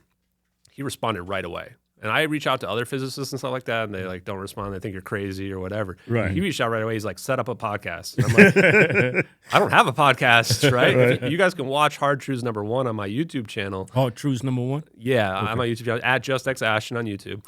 And I still have like this ghetto like webcam at that point. Like it's the quality's terrible, right? But I wanted to talk to him so bad. And it was so weird. I kept wondering, like, he kept like praising me and everything, and it felt like he knew me, like a future version of me or something. Like I had never met him before. I'm like, why is this guy all about it? And he's dropping all the science and like all the physicists and engineers that you need to know and the scientific concepts. And I just wrote them all down. I was like, I'm just going to study every single one of these. And now it makes so much sense after having just studied it for like almost a year now, where I did this live stream a few weeks ago where I watched it again, and I'm just going, holy shit, I understand everything he's saying. He's talking about 0-point energy. He's explaining how Maxwell's equations, like the B field equation, is incorrect. And that's the one thing that we got wrong with electrical engineering. I found out that one of his patents even references Hal Puthoff, and the guy that's like the godfather of all this 0-point energy stuff. And it was just a few weeks ago where it dawned on me, like, he made these orbs. Like, he either made these orbs or he knows who did. And he's working with the Navy. Like, the Navy's implicated. They're the ones that the Chinese, intercepted that communication. They know that's a General Atomics drone we're looking at there, probably controlled by the Navy as well. I'm going, holy shit. He saw his work on those videos and he sees this guy, Ashton Forbes, going, these are superconductive harmonic orbs. And he's going, how is this random guy figuring it out, you know? And that was before I knew anything about it. So I think he was just blown away that somebody, a normal person, just kind of figured it out. He was super excited to talk to me about it. And after that, he got gagged. We did like 2 podcasts, actually. Another one with my buddy Dave Rossi. Big shout out to him. He's another DoD contractor and engineer as well. And he and I went on Tim Pool, Dave Rossi and I did. And he told Tim Pool straight up that, like, I've seen these effects in the lab. And I'm like, dude, you probably shouldn't say that. Like, I'm getting a little worried here. Like, I don't know how far you can push it, you know? And he's talking about teleportation, like talking about like making this bottle go from over here to like, you know, over here. And these are guys that you have to realize, these engineers, they work in these defense contractor labs. They work as like contractors for hire, where I'm going to go work at Lockheed Martin's super secret private lab this week. And then I'm going to go over and work for Northrop Grumman over here the next week, or General Atomics. And they have these little contracts they do. It's very fascinating to learn about how they keep all this stuff secret. And it's exactly how you would see in the movies, where it's like they use these shell companies to distribute the money. This is why the Pentagon can't pass an audit, is that they distribute it through all these shell companies and umbrella corporations where you can never track it all down. If you were, it's just going to go back to like Jupiter Toy Company or some crap like that. That, by the way, that's Ken Shoulders, the guy that came up with the EVOs. That was the real name of the company that he did. Like, this was a guy that he's developing cold fusion, and all he wants to do is make toys. And the military comes and they're like, no, we're not doing that. We're making, like, you know, teleportation orbs with that, you know, like. And so super fascinating to figure out how all these operate. But after that, Salvatore Pais was gagged, as far as I can tell. He never told me that officially, but he just stopped doing podcasts with everybody. And based on my communications with him, it was like, I'm not allowed to talk anymore now. Like I said, give you the cold shoulder, huh? And it makes sense now in retrospect, because he gave me and anyone else who's out there who knows enough or has, you don't have to be like a genius to figure this out, but you have to be applied. Like, you have to want to learn and look into it. He gave everybody the treasure map, essentially, to figure out how this is all possible. And the one thing I want to say for Salvatore Pais is that he's been mistreated so badly by these mainstream academics. Like, academia is just, it's just trash these days. Like, they're all on their high horses and this is impossible and I wasn't taught this and that, and they're all wrong. And Salvatore Pais is right, and all he wants is mainstream like recognition from these people. And even when I talk to him, I'm like, why do you care about this shit? Like, man, I'm like, I go on these alternative podcasts because I know those people are all garbage. And I want to talk to real people like you guys and wake up normal people, because I don't care about getting approval from MIT podcasters or these other people that are out there. Like, they're going to find out that they're wrong, and it's just a matter of time. And the more pig-headed and ignorant they are, the more foolish they're going to look in the future. So for the people that are out there that are trying to diss on Sal Pais or say that like his patents are, what do they say, like limited engagement hangout stuff, which is like, some people literally think these patents are like disinformation or something. I'm like, this is not how science works. Like, foreign countries are going to find out right away if it's legit or not, you know? So those people, I think they should change their attitude and be a little bit more open-minded, because if you look at the science, especially on my podcast with them, you're going to find out it's 100% legit. Yeah. I wonder if this technology was brought about with the, I remember when Reagan was in office, and it was called Star Wars or something for the nuclear weapons. They shoot them out the sky or something. I wonder if this started back then. Oh, 100%. With that. So, like intercept missiles. There's a paper called Star Wars Now that was written by Tom Bearden. Tom Bearden he was probably 50 years ahead of his time. He was one of these black project engineers, like some of these other guys. I put him on the Mount Rushmore out there. Like, he's got probably like 40 videos where he talks about extracting energy from the vacuum. And that's the 0-point energy. He talks about phase conjugation as well. And this is where Maxwell's equations got it wrong, is that, or they had it right and we messed it up. Like, Oliver Heaviside came in, took Maxwell's equations. He's the father of electrical engineering. He wrote 16 or 20 equations. And they were like, no, that's too complicated. Let's just bring it down to 4 equations. And we lost something called the scalar potential. The way I describe it is, if I were to take a rubber band and I were to pull on both sides of the rubber band, conventional physics would say if you pull equally on both sides, there's no net force because it's canceling each other out. I could pull twice as hard, they would say there's no net force. If I pull 10 times as hard, that rubber band is just going to snap. So the stress in the medium is the scalar potential. And what is the stress in the medium of space-time? Or I could also use my shirt, and I could pull on one way or the other.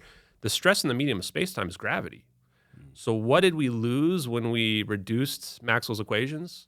We lost the ability to manipulate gravity or understand how to manipulate it. And this is where Tom Bearden comes into play with this idea of phase conjugation. Some people I get one of the most common questions I get is like, what do you think about Terrence Howard? He went on Joe Rogan. They got 15 million views. And and I would say he's 100% right about the idea of the ether. Like there is this sea of energy that's out there, no doubt, the Dirac sea of energy, and it's this huge amount of energy. It's not this small amount that we can't extract energy from. And the other thing that he's right about is the phase conjugation. Because the way he says it is kind of weird. It's like, I've got the equations for the phase conjugations. When it comes down to phase conjugation, a phase is like having a transverse wave and then having another wave, and usually there might be a little bit of offset. It's getting them to be in perfect alignment. Now, when Tom Bearden talks about creating a scalar potential, what he's talking about is you take one wave going this way, and you take another wave exactly the same going the exact opposite direction, so they cancel each other out perfectly. And you would say there's nothing left, just like with the rubber band scenario. You're saying, well, you've canceled your electromagnetic waves out. There's nothing there. And this is where conventional physics gets it wrong. There is something still left. The scalar potential is still left. And this is what Tesla had figured out as well, is that there's nothing left there. And what's happening is now you're basically transmitting that wave longitudinally through the ether now. And then what Tom Bearden found out was that if you take two of those beams that you've created, and nowadays we can use radar and you can put like a metamaterial crystal there to cause that to happen and then just beam that scalar potential out. If you have them interfere at a distance, it's like Ghostbusters where you're crossing the streams. You create this interference pattern of those waves at a distance and it rebuilds the energy at a distance. Or you can even remove the energy at a distance. This is basically directed energy weapons at this point. This is beaming energy without loss of, or with like almost perfect efficiency as well. And this is what Tom Bearden talks about a lot. And you can find his images, and it's weird. Some of the pictures from the 80s, he was talking about this in 1985, right? Like this is almost as old as I am. And he's talking about removing energy at distance. And when you do that, the energy has to go somewhere else. And he's talking about teleportation as well. So when you look at the videos from this perspective, you also realize, well, to create this canceling out, this scalar potential, it doesn't have to just be two lines that are canceling like this. It can also be a triangle, a perfect equilateral triangle, because then the center point is your 0 point, and they're all pointing down at that exact point, and therefore all the electromagnetic waves cancel out. So what are these orbs doing? These orbs are doing that. And why are they converging at the last second as well? Because of something called the Coulomb force. The Coulomb equation for electrical charges basically says that as the distance closes, the force increases exponentially. So now your force is going skyrocketing up as these orbs are converging down on one another. So Tom Bearden, like this guy is a straight up legend. Like he wrote all these videos or did all these videos because he knew that people in the future were going to see those and go, this guy had it right, but they weren't ready in the 80s for any of this stuff. Right. You know? So What's yeah, his name? Thomas Bearden. Yeah. Thomas Bearden. And there's other guys too that I would shout out, like Paul Sizz as well. He had figured out hypersonic travel. So I don't know if a lot of people understand how hypersonics even work. Like, how is it possible that we can move that fast? Yeah. Is it faster than the speed of light? Not as fast as the speed of light, but faster than the speed of sound for sure, and multiple times. Like, we're talking, I think it was like Mach 14 or something like that, where conventionally you would think the craft is going to rip apart from the friction. What they actually do is they create a plasma sheath in front of the craft. And Paul Sizz was talking about, we figured this out like 50 years ago. Like, we're talking the 60s. In fact, the SR-71 Blackbird, 1960s, the way it's able to achieve these like almost Mach 10 speeds is they have a plasma sheath in front of it. What that does is it cuts down on the friction and the drag, but it also actually pulls the craft forward a little bit. This is when they figured out that the universe really is electric. And then you think, well, if we can do that and we have this plasma thing carrying our craft, the biggest problem is, okay, how do I not get the guy inside the craft to melt from the heat that's coming off of it? You just realize, why do I have a craft at all? The plasma is the secret. So now you realize that this is what happened, is that we figured out this plasma sheath and we went, well, we don't need the craft. Remove the craft and the person. Turn the plasma into its own drone. And now the drone can do a bunch of, we don't have to worry about all these issues of having a craft flying around like conventionally and stuff like that. And that's how people ask me, like, how are you sure it's not aliens? And I go, well, because I've realized that like you can map out the history of this technology and this science. You can go, Paul Sis was talking about the SR-71 in the 60s. You've got Ken Shoulders figuring out how we can make this self-coherent ball of plasma. And you go, okay, well, it's just a plasma sheath that doesn't have any plane behind it anymore. And there's nothing, if there is something inside there, it's probably just something very small. It can be some kind of electromagnet or some kind of mechanical device inside, but it doesn't have to be a UFO or whatever, it's flying saucer or anything like that. I was thinking that movie Top Gun. He was supposedly went supersonic. Yeah, and Top Gun 2, the second one, Yeah, where yeah, he's just flying into the second. beginning of the movie. Yeah, I Right. watched that too, and I was thinking of that. I'm going, man, this is obsolete technology. I'm going, man, we can do It's so so much lame. better than this stuff. Yeah. It's like, it's just not needed to do that. He's like, oh, I'm going 9.9. We got to hit that 10 Yeah. right real quick. Right. I was watching, I'm going, nah, like, if we really pulled out the real guns, like, Yeah. the Top Gun movie would be obsolete, and we would be doing some real crazy stuff. So, Right. yeah, so I think that, in those videos, if you peel this all together, you can see there's all these engineers who are talking about it. They all kind of just get ignored, discredited. They call them cranks, quacks, whatever. But the science is actually legit. And if people look at it, they would see that what's happening in this plane is they're creating a massive scalar potential on the plane.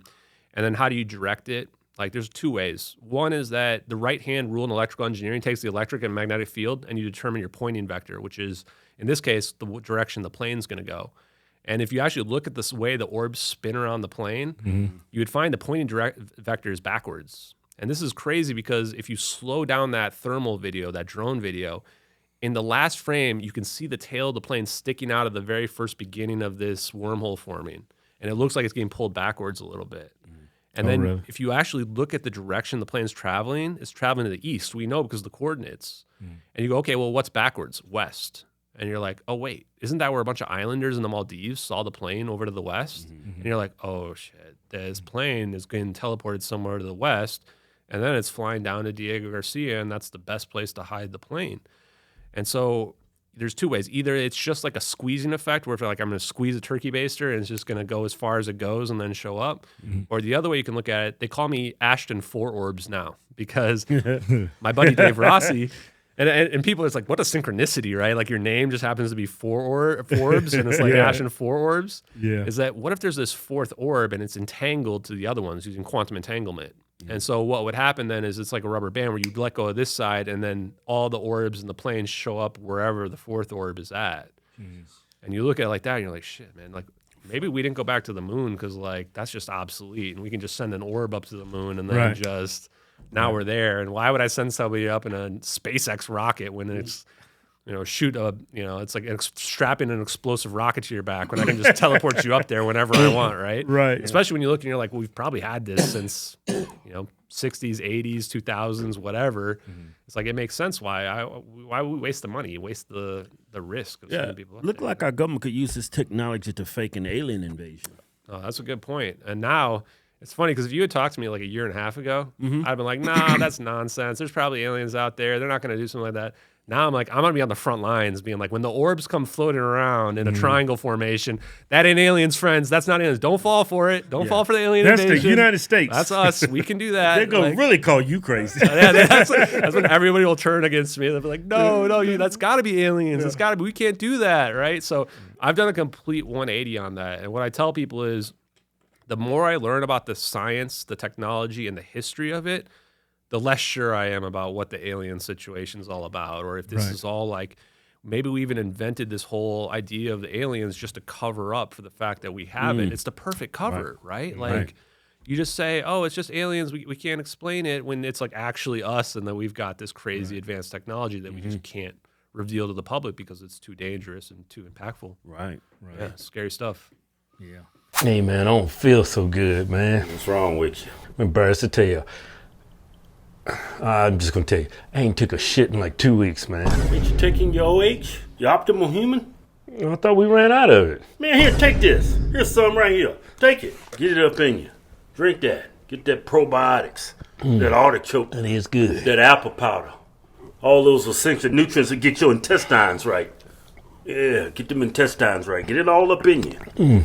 Swallow it. There you go. Why are you drinking it like it's Kool-Aid or something? Just Well, down you made it with cold water.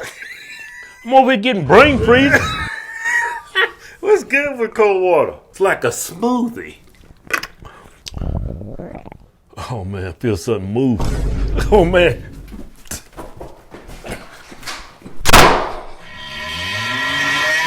to optimalhuman.com/Hodgetwins and now try Optimal Human for free today. Do you believe in ancient civilizations? It's a good City question. of Atlantis. I mean, I look at these pyramids and structures these people built way back then. I was like, you didn't have a crane to do that. Yeah, shout out to Jimmy Corsetti. He's probably one of the Yeah. bigger influencers who talks about the ancient civilization stuff and Atlantis stuff. And I do think that's a very good possibility. In fact, my favorite hypothesis for the alien scenario is the ultra-terrestrial hypothesis. In fact, if you look at Hal Puthoff's scientific papers, and I've read, I think, almost all of them, if not all of them, this guy is like, he's hitting #1 chart toppers, but one after another, you're like, this guy knows something. And then all of a sudden, 2023, he writes a paper called Ultra-Terrestrial Hypothesis. And you're like, okay, wait, what? You're just talking about all physics, and the next thing you know, you drop this thing about aliens, and the theory is that there was like a splinter version of our civilization that like survived the last ice age or something, and they were very advanced, and they just hid under the water or underground, and they might look just like us, but just have technology that's far beyond us.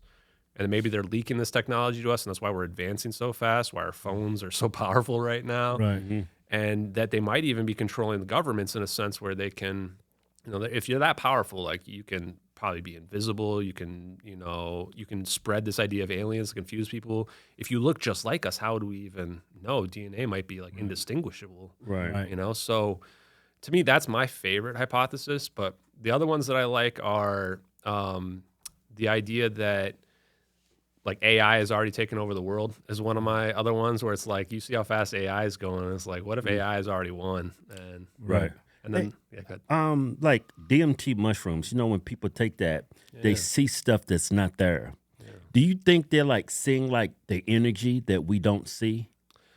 It could be. A lot of people bring that up to me about the DMT stuff. You have to try DMT, and I don't really do hard drugs or anything that. You probably figure everything out. Just take some DMT. But I think there's enlightenment for you right there. We got it. No, but I think that stuff like that is theoretically possible. I do think that when you take certain drugs and hallucinogens, like you see the world in a slightly different way, And even with stuff like smoking marijuana, like I do think it like opens up certain parts of your brain where you just kind of like your thought process changes a little bit. Yeah, like the DMT like opens up your mind because you put up these barriers. Yeah. Because you have these barriers, you don't see it's there. But when you take the DMT, it opens up everything. You see like the universe. Well, really, what it is. Yeah, I would look at it like I was talking to the Uber driver on the way over here about like we've been brainwashed in a way where like even people that are awake still aren't really awake. Right. And we don't see that we're brainwashed because we're so inundated with it. And you could argue that kind of stuff breaks down that brainwash and just opens you up to accepting everything at the base level. Yeah. And I certainly think that's possible because weirdly, one of the things I found out was that I expected when I first started talking about this stuff that it would be like the left-wing people that would be all about it, that they would, because I had heard all these stories that like, oh, it's the religious fundamentalists can't accept the aliens and blah, blah, blah. It ended up being the exact opposite. It was like all the right-wing podcasters, conservative podcasters, they were all open to it. Nobody's religion is threatened at all. Like, Right. In fact, it's the opposite where you look at it and you're like, I would argue this means there must be a creator if we are in this type of construct that we've got going on. And it's the people that are left ones that are like super closed-minded about it. We're like, nope, that's not possible. I wasn't taught that. That can't be real. Yeah, you're a conspiracy theorist. They love to paint me with that one. Yeah, you're Russian disinformation. Yeah. They tried to paint me with that one, but I have a security clearance because of my job. So like that made that one very difficult. I'm like, well, if I am, then the government did like a really thorough background check. They must have missed some major stuff out there. Right. So yeah, that's the part where it's like people really have to realize that they've been brainwashed to such a level where they've actually brainwashed on science itself and like the core fundamentals of our universe. And this is where I challenge people. It's like, I don't want people to believe the stuff I'm telling you. Like, look at the evidence as I've laid it out there. One of the saddest things is people will make up any story out there and people will believe it beyond, like, I just made this story up. About how orbs work or whatever. And people are like, oh, this is so interesting. But when I come here with all this evidence and lay it out and tell you to think for yourself, then it's like, no, this guy's full of shit. He's a scammer. He's a liar. I'm like, what?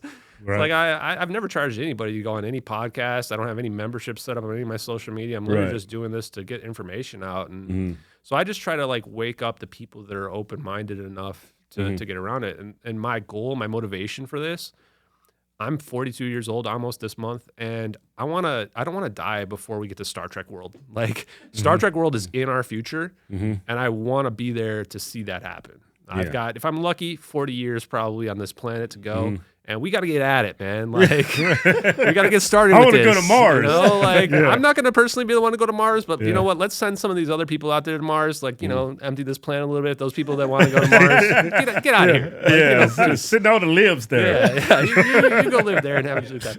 But it's like, why is Elon Musk ignoring this? You know, like this guy's talking about sending people to Mars, going to becoming an interstellar species.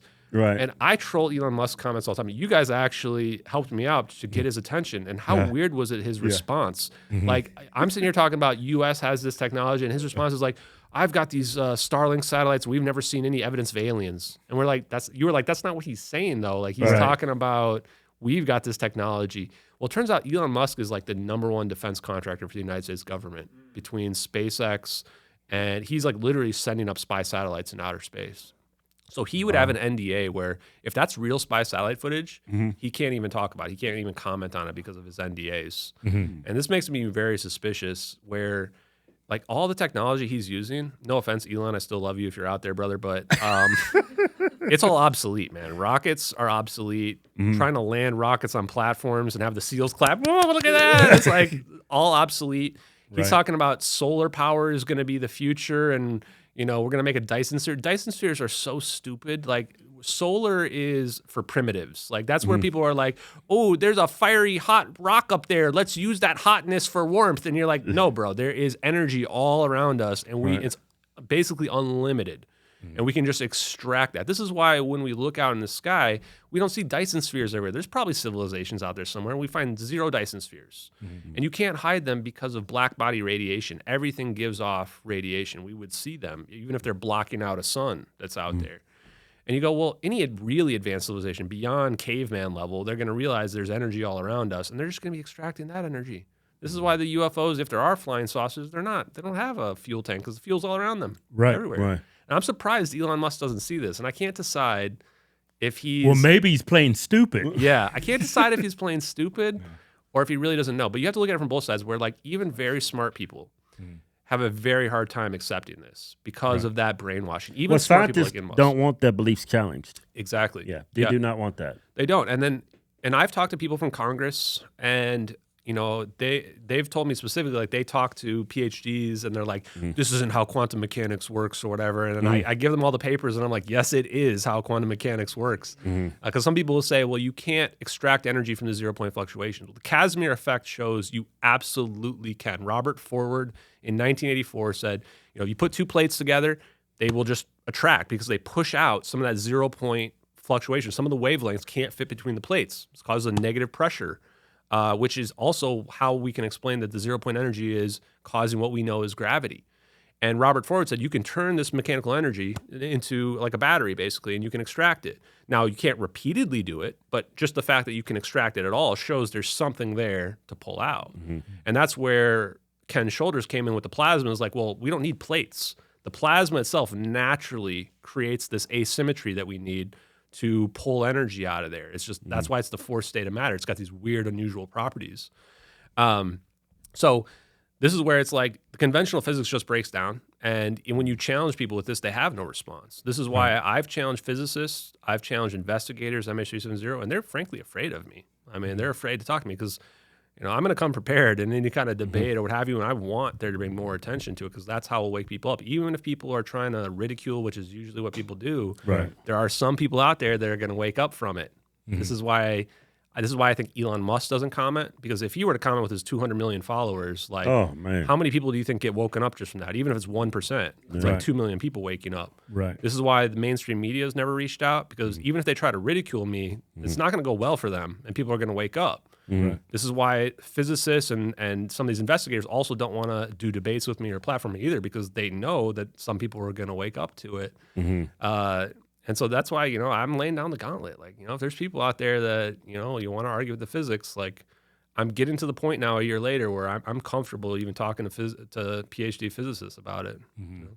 Yeah, you've been studying this for how long now? If people think like, oh, you've been doing this for years, but it's just because I put so much time into it. Like every waking moment outside of my 9 to 5, I'm researching mostly now the physics and the engineering sides of it. And you have to know the electrical engineering and the physics side to really understand how it fits together because there is this electrical component to it. But I mostly started the science stuff in November of last year, so not even a full year. The investigation to the plane started August of last year, so a little bit over a year at this point. And then people might ask, well, what do you want to get out of this? Like what, because how can the government admit this, Like I think there's a few ways it could go down is that the government were to admit it. Probably not going to happen, right? Although I would say that President Obama, he knows. Trump probably knows as well, to be honest with you. And they don't want to get JFK'd, most likely, so they're not going to say anything because the intelligence agency is the one who really control this country. John Brennan was... Wow, that's, a lot of people. Well, John Brennan was the CIA director at the time, so he would know for sure. CIA would be in the know. The director of national intelligence would also be in the know. That was James Clapper at the time, so he knows for sure. The deputy director of the national intelligence was Avril Haines under Obama. She was the one that was justifying giving the legal justifications for Obama to drone strike people in the Middle East and be like, oh yeah, we're going to kill 1 terrorist and 10 civilians, but it's legally justified to do that. Now she's director of national intelligence right now under Biden as well. So these people 100% know, and there's probably a lot more as well that know. But I name these people because I want people to ask them the hard questions, like, what the hell happened to this plane? We know you know what happened to the plane. Why are we hiding technology from the public to put pressure on them? The other ways would be if Edward C. Lin comes out. Like, this is the guy I've identified as the leaker. 99.9% sure he's the guy. Everything checks out. He's still alive, right? Hopefully he's still alive. As far as I know. You're going to get him killed. I'm trying not to. And this is why I haven't reached out more directly. I did try to call him one time last year, and somebody picked up the phone and hung up right away, which I went, oh, How the fucker get my number? It's a lot easier to find people than you guys might think, especially if you have an organization behind you of people that are very dedicated and smart with the internet. And I've thought about going to, like, his house or whatever to try to find him as well, but that's where I'm like, I feel like I might get black bagged if I do that, right? And it might put him in danger as well. So but if he were to come out, that would pretty much prove it's got to be legit as well. And then the last way is the science. So if it turns out that Salvatore Pais really made these orbs, then there's a world where he comes out and is like, those patents, like you're seeing them in the videos right there in 2014. And they released those patents later on. Why? Because China and Russia already figured it out. So why not release the patents? Those patents were from 2016 to 2018. And they say it can't hurt to have those patents on. And you might also have to say, well, if China and Russia figured this technology out, they don't want them to go patent that technology when we've been hiding it in secret, because then it gets really awkward where you're like, no, we had it figured out before that, but we can't really prove it to you, So you can see, so if he were to come out, that would be big. And the last way is like the science. You prove that the science is real. You prove that 0 point energy really explains gravity and that we can create a wormhole and warp drive. Then how can you deny that the videos are real at that point? That's the thing that's holding people back. They don't look like hoaxes to me. It looks, And I appreciate your guys' support on that. Like it's a lot of people are afraid, honestly, to, platform or to even retweet the content, just because of the sensitive nature of it in general, and they don't want to get ridiculed. Oh, you think those things are real, blah, blah, blah. But I actually don't. Dude, I had a dude on this show. He believes the earth is flat. There you go. The flat earthers loved me when I said that the ether was real. But then when I said, no, like we have to have curvature in order for like warp drives and wormholes, then they hated me again. And I'm like, oh, man, can't win with anybody on either side of this thing, right? Can't win with the mainstream people. Can't win with the people that think the earth is flat. Like, oh, boy. Yeah, this technology just makes you think like what other technologies out there that we have no evidence of. Yeah. Like, I mean, I think Alex Jones was talking about gene editing. Yeah. A goat person. A goat spotter he was talking about. Yeah. It's like really crazy stuff. And that's the thing, too, is like people know that like the military is like decades more advanced than the public. Right. The question is, what does that look like? What is that, right? I think it's easy to say, well, they probably had AI before we've had it. That would have been weird to say in 2014 where everyone thought AI is like 100 years out. It was a movie kind of thing. Yeah, but now we see it all over. And then that's the part that you really have to ask, especially with cloning. Like, why did we ban cloning under George Bush? That was 20 years Republicans ago. ban everything that's good. Why are we banning all They this stuff, banning man? that. They I'm gonna have a little mini me, cells. I'll have a little Right. mini me going on. Like Yeah. we can do some basically everything you see in Star Trek is definitely possible. Cloning is something you see in Star Trek as well. And then I think that the stuff with the warp drives and the wormholes, I tell people, truth is stranger than fiction. Right. And this is the part where people, you could argue that some of this stuff on TV and movies, they're pushing it out there to get people more and more comfortable with the idea. And this is why I say, man, when I saw those videos at first, I was also like most people at first see them and go, there's no way it's going to be real. But the more you look into it, you're like, oh, the truth is stranger than fiction. And this explains a lot of why we would hide this and what that type of technology might look like. And then the real kicker for me was once you find out about Hal Puthoff and Eric Davis and these guys are working with NASA. They're working in private labs. They're super credentialed. Their history is mostly impeccable, except for the remote viewing stuff, which people think is in the woo. But shit, man, if you telling me we can make warp drives and wormholes, okay, I'm gonna go look at that remote viewing stuff one more time. I'm not big into psychic powers, but Ben Rich, famously, he was a director of Lockheed Martin Skunk Works, which is this super secret area of Lockheed Martin. And he said, somebody asked him, he said, we have the capability to take ET home. All this stuff, anything you've ever seen in Star Trek is possible, but it's locked up in all these black projects and it would take an act of God to get out. And somebody asked him, what do you mean by that? Because that's a pretty crazy claim. Right. And he goes, well, how do you think ESP works? And the guy says, I don't know, all points in space and time are connected? And he goes, exactly. And you're like, oh, wow, okay. Because now you look at it all this physics I just laid out here, you go, okay, space isn't empty. There's this huge amount of energy that's out there that we can tap into and potentially get free energy. We're not coming from nowhere, coming from there. And then all points in space and time are connected. So there's this extra dimension that we see out there that Kaluza Klein found out about in 1926. And they said, this is how you unify all these forces. And we don't see it because it's below our perceptible level, And if you look about extra dimensions and try to perceive them, it's a lot more complicated than just everything we see is all there is, And if you can actually make a wormhole where you teleport from one location to the next, the only way that makes sense is that everything really is connected behind the scenes and we don't perceive it. And quantum entanglement's already proven this. I would even argue that the double slit experiment, which is where we got quantum entanglement, non-locality, faster than the speed of light communication, those ideas from, that proves that concept. The only way you can have this wave function break down as just us observing it is that time and distance itself must be an illusion that we only perceive because of our biological bodies. And the last thing I'll say on that is that when you manipulate the 0-point energy, you pull energy out of it, which can be free energy if you want to think of it. You create these anti-gravitational effects because the 0-point energy explains gravity. You also manipulate time because our flow of time is based on gravity. It's based on how much gravity we're near, like the movie Interstellar.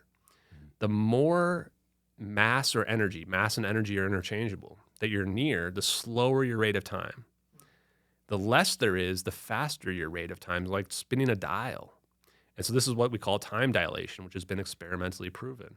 And if you really stretch it to its extreme, now you're like, well, this is kind of time travel where I could go in a wormhole and it's like me walking through the doorway and now I'm on Mars, but it might be 8 minutes later than where I was before. And so what have I done in that situation? I've traveled to the future from my perspective, right? From other people's perspective, it's like, whoa, what did you just do? You're the same age you were a second ago, but 8 minutes have now passed. And this is what they call the twin paradox. Right. So when you're talking about these UFOs and you're talking about 0-point energy and faster than light travel, you're really talking about time travel. Right. But it's not as simple as I'm going to go back to the 1940s and kill my parents. It's mostly like you're changing your time. Right. Just you is what's going back in time. Not all the rest of the universe isn't going back in time. You know what's crazy about that? I can't watch this movie called Planet of the Apes. I think it was the very first one with Charlton Heston. He left planet Earth, and it was, I guess, it was going to speed of light. You saw that movie, right? 100%. And then he didn't know he was back on Earth, but it was 2000. Spoiler alert. Yeah. Yeah. He comes back and he finds the Statue of Liberty buried. Right. Now monkeys are ruling the world, right? Right. That's exactly how time dilation works.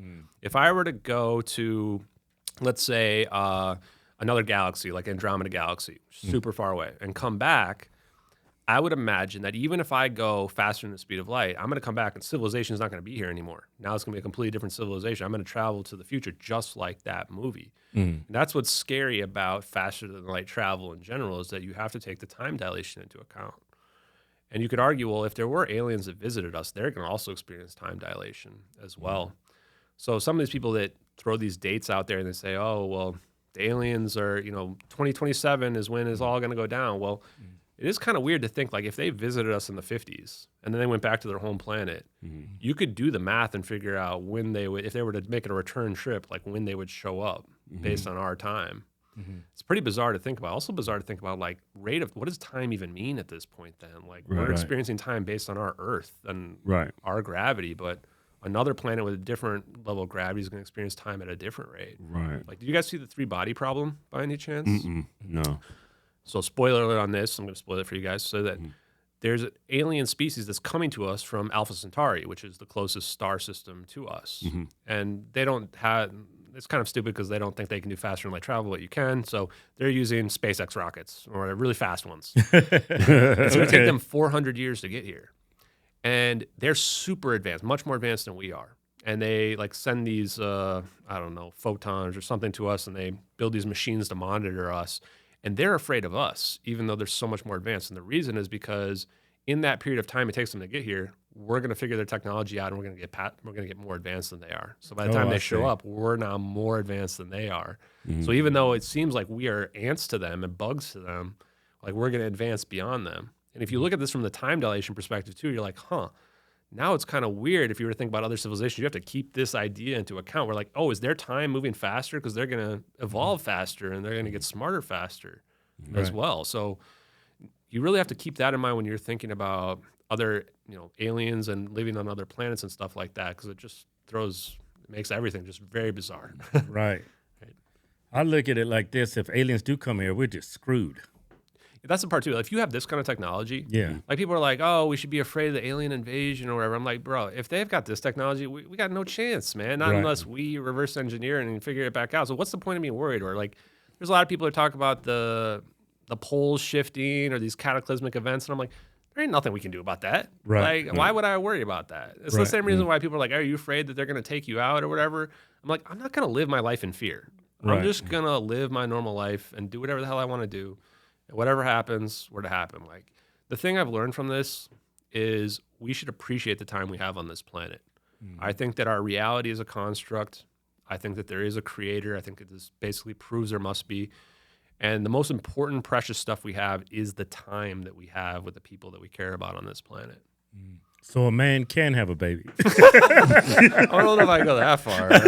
Maybe if you get some of that Alex Jones gene editing going on, mix them with a goat or something like that. I'm not sure. That's not my area of expertise, honestly. What I tell people too is, like, man, after I'm done with this, like, I've done enough for humanity, bro. If I reveal, like, warp drives and wormholes and free energy, bro, I'm going straight to memes of dogs and cats and stuff that isn't as deep as all of this. I've done my part. Right. Yeah. It's weird because we see everything from the construct of living and growing up on the planet Earth. Yeah. Exactly. When there's so much out there, if you just open your eyes up. 100%. Now, the world is a lot scarier a place, darker a place, but also more magical a place as well. And that's what I would challenge people out there, is that a lot of people have this view of, like, we're so advanced, we've figured it all out. It's like, no. No, we've only figured out that much. We are primitives, and we have so much further to go. And that's why I posted earlier today on Twitter this clip of Bob Greenyer, the guy who's in low-energy nuclear reactions. And he goes, if this is true, we have the most amazing future ahead of us. And I think that we really do. We're really just, as a civilization, just starting this journey right now. Yeah, I mean, it'd be an amazing future if it falls in the right hands.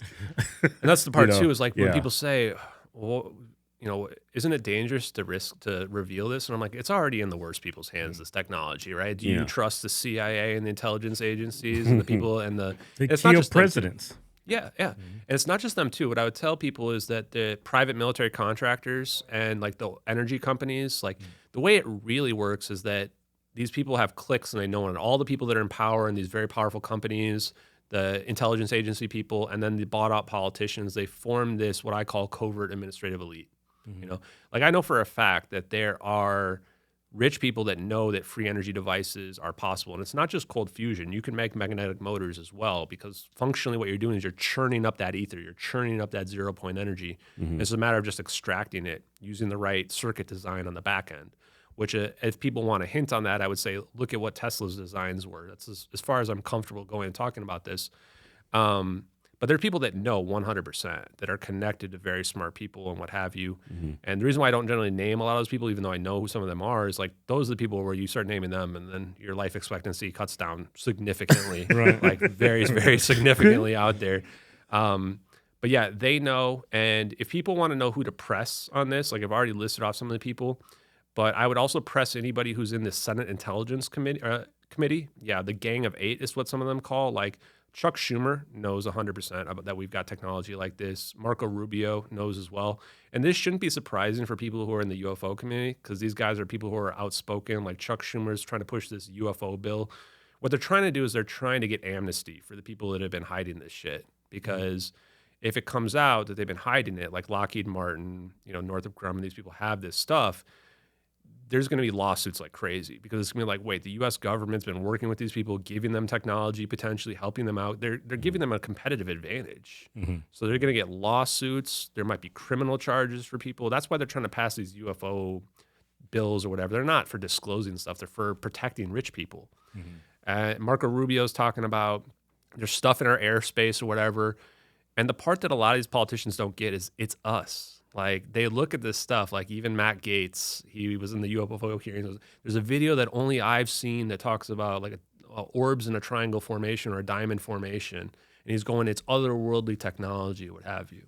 And sure, if you don't understand 0 point energy or any of this stuff that I described, then of course it seems like aliens. But now that we've had this conversation for like, an hour and a half or 2 hours, you realize, oh no, there is this history of like, we've figured this out. And there might be this suppression that's trying to get us to believe that it's aliens, so that people like Matt Gaetz in Congress see that. People in Congress have no idea, like no idea at all. They don't have, a lot of them don't even have security clearances. And that's why Matt Gaetz was like one of the only people to see it. I truly hope Nancy Mace and AOC see this, because I think that they're going to be the Republican and Democrat like chairs on the next UFO hearings in November, which, by the way, I will be live streaming. And any of these Congress people that are asking stupid questions about telepathic aliens, I'm going to drag them so hard. Like, they need to be asking questions about 0 point energy. They need to be asking questions about cold fusion and exotic vacuum objects. They need to be interviewing engineers, not dudes who had weird experiences with telepathic aliens. Like, that's not pushing the ball forward. Like, pushing the ball forward is get us this technology to the public, and you're going to find, follow the money. You're going to find out that that's where all this stuff goes for sure. They should be compelling Hal Puthoff to speak, because this guy's the godfather. And even if he has NDAs, like, he'll be able to say enough that people will be able to put it together and go, okay, yeah, like there's some crazy technology going on. All right. Well, this has been an eye-opening conversation. Where can people find you? I'm on all the social medias now. I just started Instagram and TikTok, even though I don't. So right now you're on social media. Yeah, for now. I'm worried about TikTok especially, but yeah, at JustXAshton on all social media platforms. I live stream 3 times a week on YouTube. I do Malaysian Airlines Monday, Secret Science Wednesday, and Free Energy Friday. Some of my favorite topics to discuss. You can find all my old live streams on there as well. You can find my Hard Truths podcast on YouTube as well. If you want to interact with me, though, X, Twitter is the #1 space. Elon Musk that's probably the only social media platform where we have real free speech. And even though I think he might be controlled by the government, he at least hasn't banned me yet or let them ban me. So I will give him a pass on that front out there. So if you want to interact, that's the best place to find me. And thank you guys so much for having me on. All right, thank you, Ashton. Thank you for coming. Thank you. Yeah.